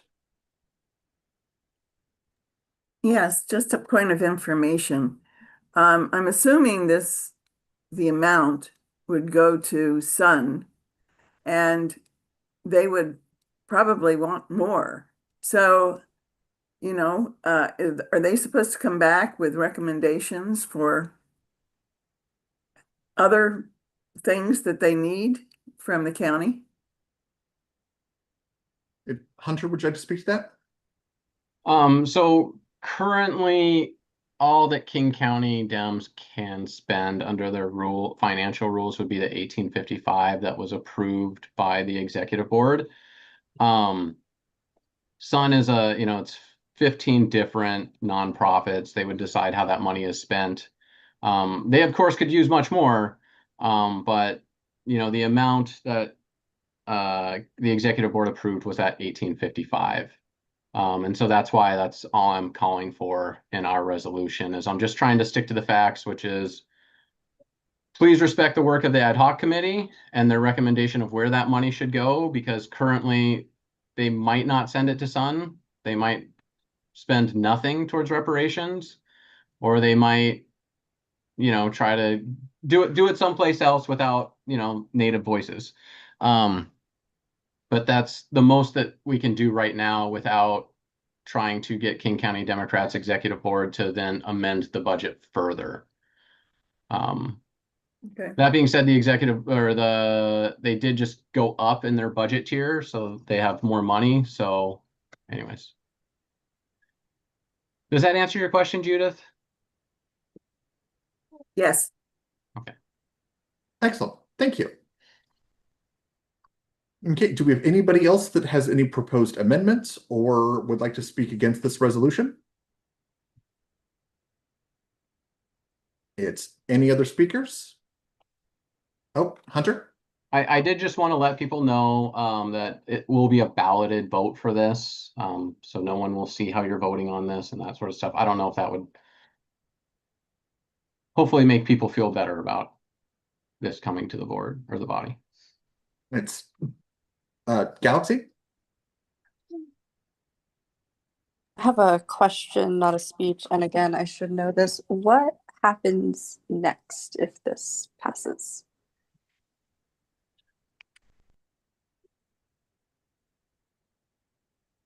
So what happens next is we would send this resolution to the KCDCC and the current and newly elected PCOs, the county members, and the state legislators elected within King County as a notification that this is their request. If they choose to ignore this or take no action, then it would be on us to make further decisions on what it is that we would like to do. But we are formalizing our request to make it very clear that we have an expectation of their behavior. Hunter, is there anything else that you can think of that would go along with this? Because that is what I am reading within our therefore be it resolves. Yes, it would also go to the Washington State Democratic Central Committee for consideration at the September meeting. Excellent. Thank you. Galaxy, does that answer your question? Okay. It's any other speakers or inquiries? Any other speakers or inquiries?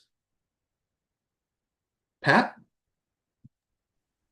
we don't need to do anything about the upper and lower case for district Democrats in a couple of places. That's Scrivener's error kind of things, right?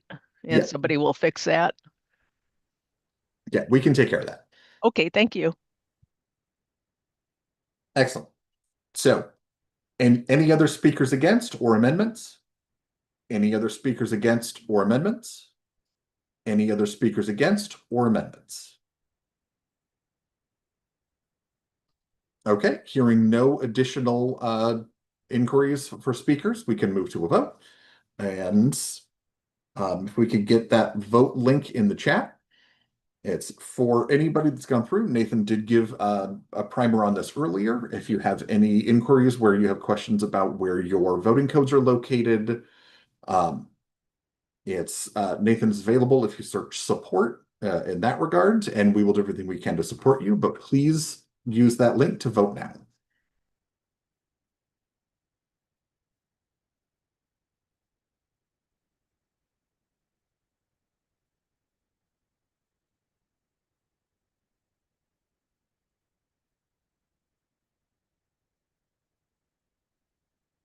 Okay, I also think this brings me to the end of the resolutions portion. So I'm very excited that everybody has the ability to get through those votes, and I am going to turn the floor back over to Chair Brown so that he can continue on with the remainder of the meeting while we work to get the tally and everything in order so that we can give everybody the results of this resolution vote. All right, thank you so much, Mr. Macumber. I've got to switch my screen, but I believe we are on to committee reports. And up first would be the elections committee, but I also want to recognize that our elections chair may need to vote as well. So whenever you are ready to give your report, Cody, you're free to do so, but I don't want you to miss out on your ballot. Yeah, no, I'm already ahead there. All right, so with this most recent primary, we have had two Democrats advance to the general election here in the 46, Jerry Collette and Bill Dreher. So normally, if there was just like a Democrat and Republican, it'd be obvious who we were going to endorse, but this is a unique instance. So as of next month, I believe the meeting is on the 15th next month, correct me if I'm wrong. On the 15th of next month, we are going to have a second endorsement bill.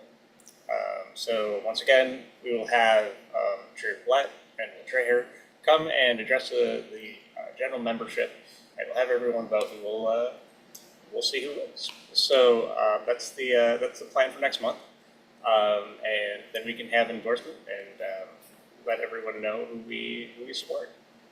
I guess that's my report. All right, thank you so much, Cody. I also know that there are a couple other races, or at least one other race where our endorsed candidate did not get through. So we'll be reconsidering that one again. And I know that there possibly even one more Supreme Court race. So we'll double check, make sure that those candidates got all their questionnaires in. So next meeting is an important one. So I hope you all are able to make it. Up next, we'll hear from our PCO committee, Doug Mormon. Doug, if you're ready for us, sir. Thank you very much. On behalf of Mark Auerbach, who is our chair, Mark wasn't able to come today. I'd like to give you a little after-action report on the success of the effort of our group to participate or to encourage the primary election, get out the vote effort. As it turned out, we reached about pretty near 3,700 doors, or about almost 6,000 voters heard the message, heard what the action that our group took in terms of who we endorsed. In addition, postcards were sent to 1,500 people. The in addition, the survey itself, asking people to participate, resulted in about 50 people actually being able to participate. About 65, 70 people responded to the survey asking if they would be able to help either with canvassing, working with encouraging renter activities and any other activities in terms of get out the vote. So overall, it seems like it was a pretty successful effort. We're in the process now of planning for the get out the vote associated with the upcoming general election on November 3rd.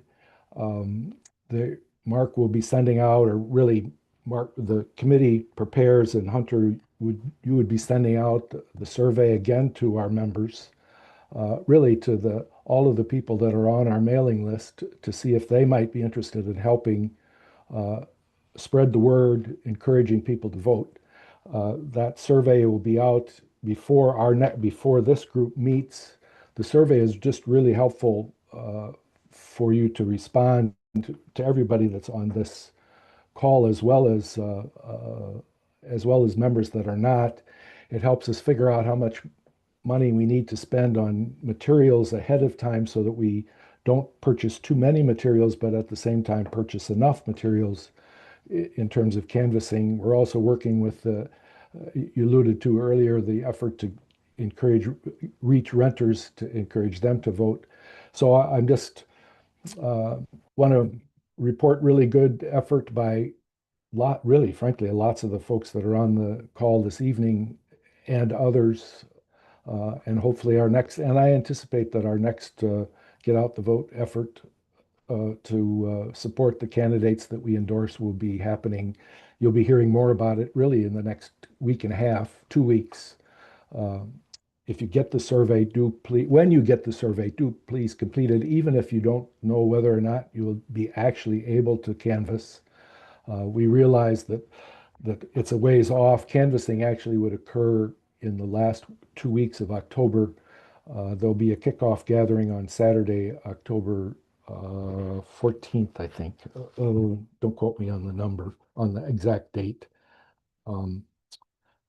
But October 17th, we'll be having a kickoff, and that will provide information on how people can canvass if you've not done it before. You'll hear from candidates that we've endorsed. I hope you'll be able to participate. And I'm happy to answer any questions that folks might have. Any questions for Doug? All right, I'm not seeing any. Thank you so much, Doug. Really appreciate the work of the PCO committee. Rob Jenks, you have your hand up. We have the results from the last vote. Okay.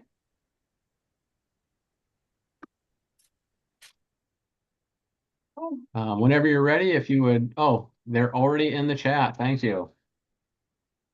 Okay, so 35 yeses, 1 no, 2 abstentions. So that passes with 92%. Thank you, everyone. Really appreciate you so immensely. Really appreciate you so immensely. Chris, you have a hand up. So will the membership be voting on endorsements again before the general election? Yes. Yep. At our September meeting, we'll be voting on endorsements for the general election, as well as any additional ballot measures or levies. Thank you. You bet. And our current endorsements are up, so you can see where we have and we haven't, and we'll be updating that for the general as well. Richard. Sorry, screaming child in the background. Hello. Yes, I just wanted to thank everybody for giving me your vote, and those who voted against me or voted for the other candidate, I should say. I hope to do my best and to serve the community, and feel free to contact me if you have any questions or suggestions. Thank you. Thank you so much, Richard. Appreciate you stepping up to run. I also am now reminded that I did not invite Elizabeth, who's still with us, to say a couple words if she'd like to.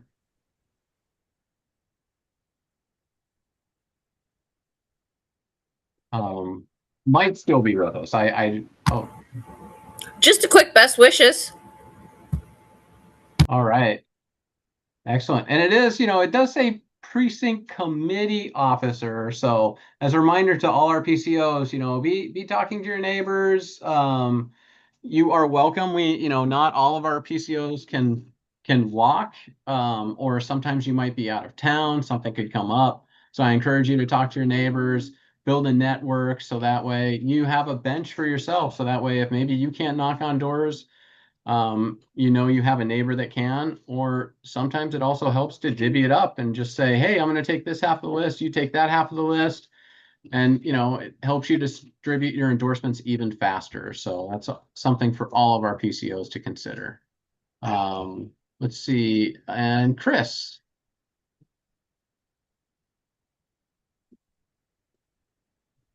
I'm sorry, I didn't lower my hand. I Oh, asked okay. my question already. Thank you. No problem. And Richard, did you raise your hand again, or is that up from before? Just following your suggestion, Chris. Elizabeth, if you want to help do some of this work, I'm more than happy to work with you, and we can try to, get the vote out, get our community educated as to what we, hope for them to listen to and hear. Thank you. All right. Thank you, Richard. Kathy Sakahara, I'm I going to would go to like you, but to yes. I would like to move that we extend the meeting to allow for good of the order. And in the interest of time, to not waste time on a vote, I'd like to call for unanimous acclamation that we extend the meeting for 5 minutes so, so that I and one other person can make an announcement under good of the order. Excuse me. All right. Is there any objection to extending the length of the meeting to complete good of the order? Any objection? Any objection? Hearing none, I'm going to just ask, I was reminded, I know that thank you for making that motion, Kathy. We also have someone to speak to us about the transit measure. Is it okay if they go before you real quick, Kathy? Okay. All right. Give you a chance to catch your breath. So Kelly, I think it's Reefer. Yeah, Kelly Reefer, yes. Okay. Thank you for joining us tonight. Yeah, thank you so much. So, I am excited to share a little bit about the Seattle Transit Measure. We're not voting on this today, but just to help educate folks about the measure that it will be coming to the ballot soon. The Seattle Transit Measure is a 0.15% increase to the sales tax, or 3% total, and it would be in effect for the next 10 years. And it generates $138 million annually. And it really focuses on improving transit frequency. Since COVID, we've really seen an increased demand for transit on nights and weekends to expand the types of rides that help people get around the community. And so the real focus of the measure is on transit service. And we've heard from King County Metro that they're able to deliver additional drivers to fill the demands of the service. So that's really exciting. It also funds other transportation improvements related to public transit, including the streetcar, as well as transit passes for Seattle Housing Authority properties and other transit infrastructure improvements. And while sales tax is not an ideal tax in general, it is one of the really limited tools that we have to fund public transit. And so, many other transit advocates, we're pushing the state to give us more options for generating revenue. But in the meantime, funding public transit is really critical to our affordability agenda. Transportation is typically the second highest household cost for most folks in Seattle and in King County. And so by increasing the frequency and reliability of our public transportation options, we're ensuring that more people have access to the places they need to go without relying on the expenses of filling up their tank or in gas and insurance and a variety of other expenses associated with owning a car. AAA typically cites car ownership as around $12,000 annually. And so, not owning a car is a really important opportunity for some people to save a significant amount of money. And even if you don't take the bus, an average bus can take 40 cars off the road, which reduces congestion, frees up parking spots for those folks who do need it, and really significantly increases our air quality. So far, the Seattle Transit Measure has been endorsed by Mayor Katie Wilson, Executive Zahalai, King County Dems, MLK Labor, and a variety of other folks. And I just want to put a plug in the 46 legislative district. Certain routes that'll definitely be getting some improvements include the 44 and the E. And we have some really high transit ridership in the 46 legislative district, and it would be a really big boon for us to support this transit measure. So thanks for letting me share a little bit more about this. And again, it'll be coming up later in the September meeting. Thank you so much, Kelly. Does anybody, I see some hands going up. I just want to check and see first if we have any questions for Kelly. Arvia?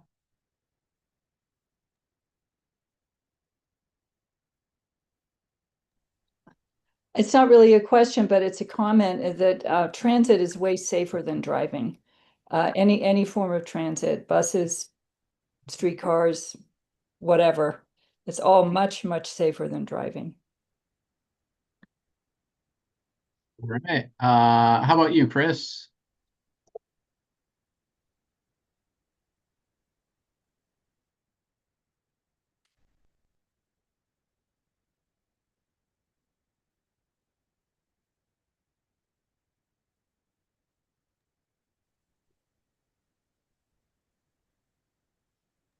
And Chris, you are muted if you're talking. Oh, thank you. I'm sorry. I'm surprised by the cost for the streetcar, given that there are so few streetcars in relationship to the number of buses and the amount of coverage of the city that the streetcar serves. Can anybody provide explanation why that is such a high percentage of the budget?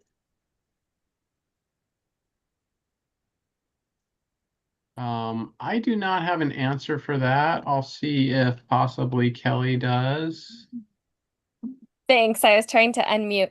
So the streetcar, this is definitely funding some of the ongoing operation costs. And I think one of the things to acknowledge about the streetcar is that there have been there are significant costs associated with getting rid of the streetcar. And so I'm not exactly sure what the details of the streetcar spending, but part of the streetcar's ongoing operations costs. And if there was a movement to get rid of the streetcar, there are costs associated with that as well. So I don't have as many details about the specifics around the streetcar spending, but that's a really good question and something I can look up more information on for potentially the September meeting. Thank you, Kelly. All right.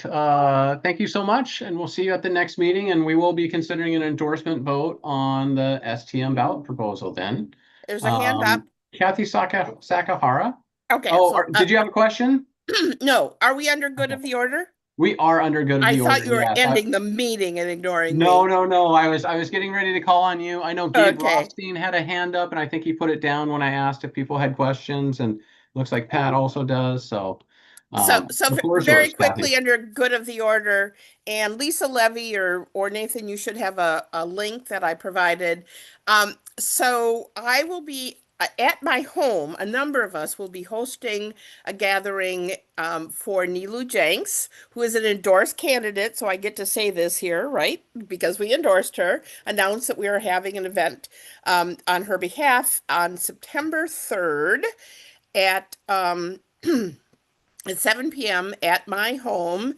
And may I just put up the link since I actually have the power to, though not the authority? May I enter a link Yes, into the yes, chat, you please? can. Yep. So the good news is Nilo did very well in the primary. However, we know that in the general is when the big money comes out, and this is not a given, even though she did phenomenally well. There's a whole lot of campaign left on. So I'd highly encourage folks to attend this event. If you haven't met Nilu, you absolutely have to. She's going to change Seattle. And if you have questions, I put the link to the event, but you can also reach out to me at membership at 46 lddems.org. So I hope to see many of you there and reach out to me with any questions, of course. Thank you. Yep. And once again, that is membership at 46dems.org. All right. Pat Trussell, actually, I'm going to go to Gabe first, just because he had his hand up and he put it down when I asked if people had questions for Kelly. So, and then I'll jump to you, Pat. Oh, hi. I just wanted to say hello. I'm Gabe Rothstein. I'm running for judge in Seattle Municipal Court. I was endorsed by the 46 very proudly. I've also been endorsed by Ms. Jenks and Daria Farivar. I just wanted to say hello and thank you folks for letting me join in and kind of listen to what you got going on. Primary went incredibly well. I got about 54% of the vote, almost double my nearest competitor. On to the general, and thank you for letting me be here. Thank you for joining us this evening, Gabe. Pat Trussell. Okay, this is a little different. This is about corporations cutting corners and making shoddy products that harm their customers with no liability. It's also about corporations doing financial maneuvering to pad their bottom line at the expense of customers and employees.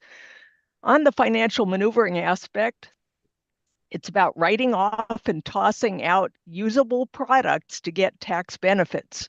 More specifically, it's about treating a unique creative product like a commodity, tossing that unique creative product for the tax write-off. It's about waiting till that unique creative product worked on by hundreds of people was completely finished, making the decision to throw it away, never to be seen by the public, and not telling any of the folks who worked on it until after it was finished. Okay. As some of you might have guessed by now, this is about the film Coyote versus Acme, produced by Warner Brothers Studios. Wile E. Coyote, in desperation after years of being mangled by defective Acme products, sees an ad for a tiny personal injury law firm and decides to sue Acme. Meanwhile, in the real world, the head of Warner Brothers decides to cancel, never release, and possibly destroy several of their film properties to get tax write-offs. Was that the only motive, or was it the not at all veiled criticism of corporate malfeasance in the film? Fortunately for fans and creatives, continuous pressure convinced Warner Brothers to sell the film. It opens on Friday, August 28th. Assorted film commentators say that the size of audiences will send a message, not just that folks do want this film genre, but also that they oppose corporate financial shenanigans and support consumer protection. I'll likely be going on the first day, possibly with an anti-Acme sign, just letting you know in case you want to help the turnout send a message. All right. Thank you so much, Pat. Really appreciate that. If you have any info you want to post in the chat, please send it to support so it can be placed in there. All right. Lawrence.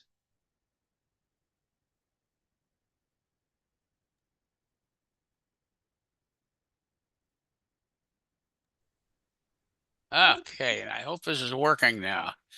It's working. Yeah, I finally got the settings right. Sorry about that. You know, some of this transit money, I think they should also assess the Swift buses, like the one that'll be route A through H, is it now? But some of those can be expanded too, and like the D line, you could probably bring that over from Holman Road on over to the Northgate Transit Center. And I think my brother once said they wanted to do that, but they ran out of money. It's always a problem. So, okay, who's in the cookie jar? Get out. But, and there are a lot of other things. We've got to, from time to time, we have to update some equipment too, because we don't want to have a whole bunch of buses on the side of the road broke down. So, anyway, I think this is a good one to vote for and should be voted for. Very necessary in the city.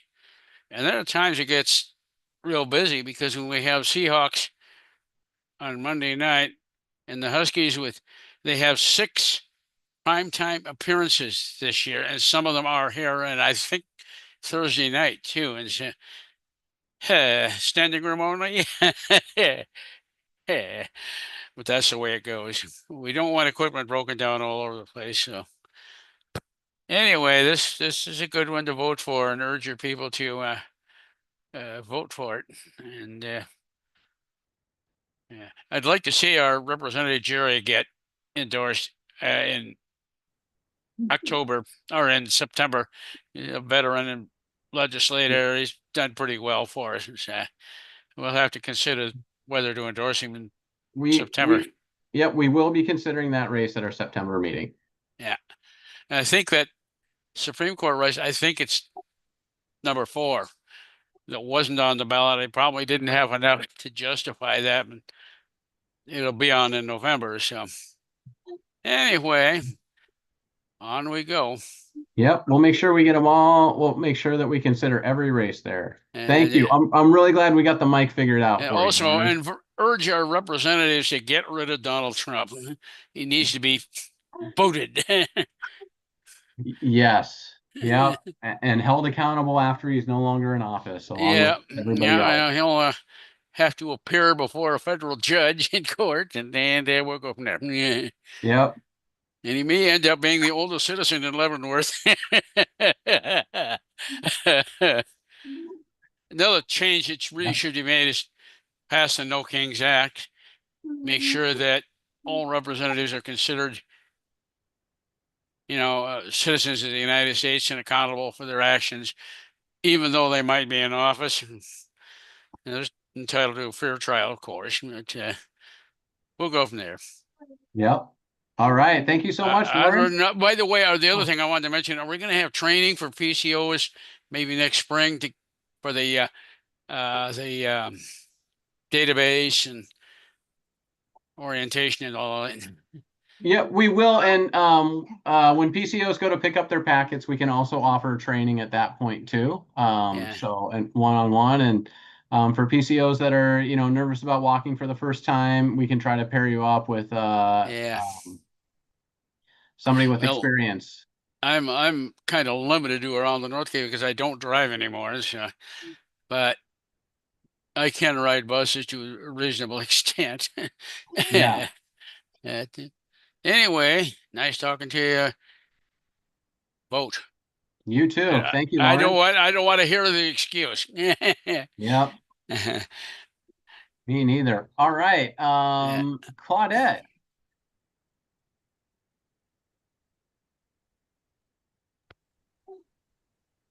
I just wanted to, I hit the button. I just want to make an announcement about we need your help. We need everybody's help. We have a group called Because We Care, and it's a diverse group of powerhouse people who turn passion into action. We don't canvas or phone bait. We write postcards from the comfort of our home to mobilize our community to get like-minded people elected to office. Look around. From the economy squeezing our pockets to the out-of-touch politicians currently calling the shots in our lives and trying to dictate our future. There is too much going on to just sit back and watch. Right now, we need more hands and more voices. We provide the scripts from Activate America and the other one. We provide the scripts and the strategy. We need you with your hands, and we need extra stamps. If you don't have to come to the meeting if you don't want to, we meet the second and fourth Monday of the month. If you prefer to just write the postcards, that's fine. And I can put, I think you guys have my link in the email that I sent earlier this week and this morning to put in. Yep. So The Zoom link just got posted into the chat for you. So we just asking for your help to help us write postcards. Right now, we working on Michigan and Arizona that needs our help. So if you like to help, just contact me. We appreciate it. And like I said, if you don't want to write the postcards, you can send me some stamps. You need some stamps. And thank you very much for listening. Thank you so much, Claudette. You're welcome. Sylvia Haven.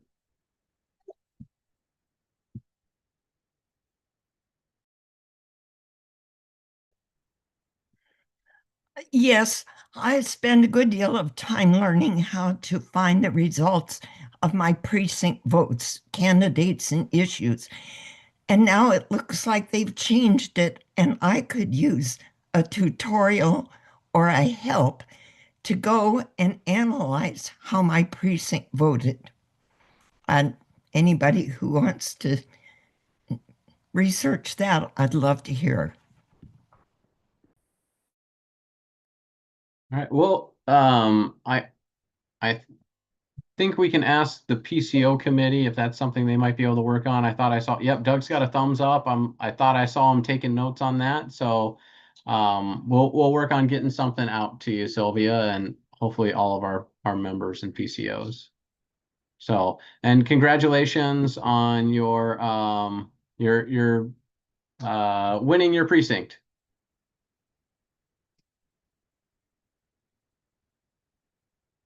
All right. Up next, Drake. Oh, sorry. I want to thank the help I got. Oh, all right. Drake Mackey.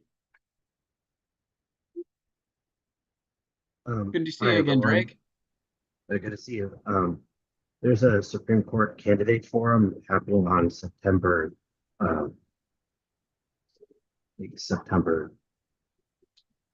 Okay, I wrote this down here somewhere.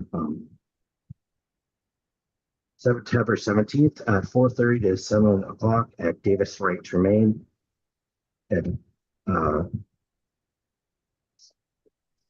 the registration isn't open yet. It was posted just like a couple days ago. So I hope to see you there.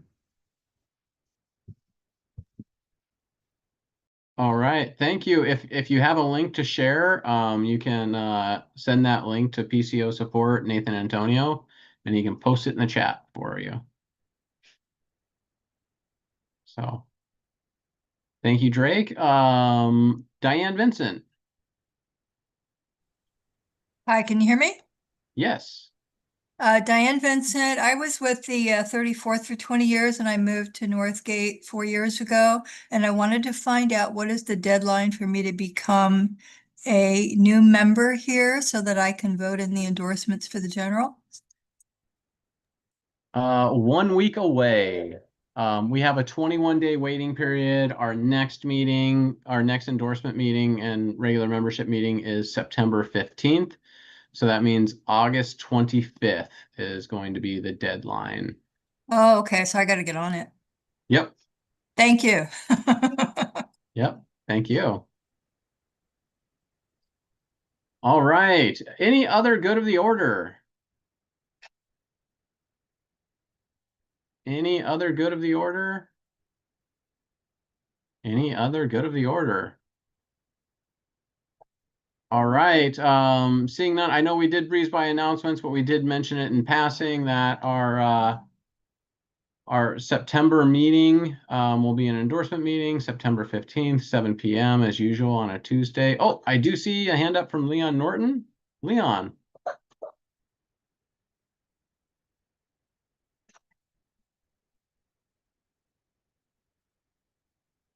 So you should see something. Oh, there you go. Motion to adjourn, Chair Hunter. All right. Motion to adjourn. I don't think we need a second for that. But we can take one. Anybody want to second that motion? Or okay, Doug Mormon seconds the motion. Any objections to adjourning? Any objections to adjourning? Any objections to adjourning? Hearing none, we are hereby adjourned. Thank you, Leon. Appreciate it. Thank you, Doug. Thank you, everybody. Really appreciate you all coming out on a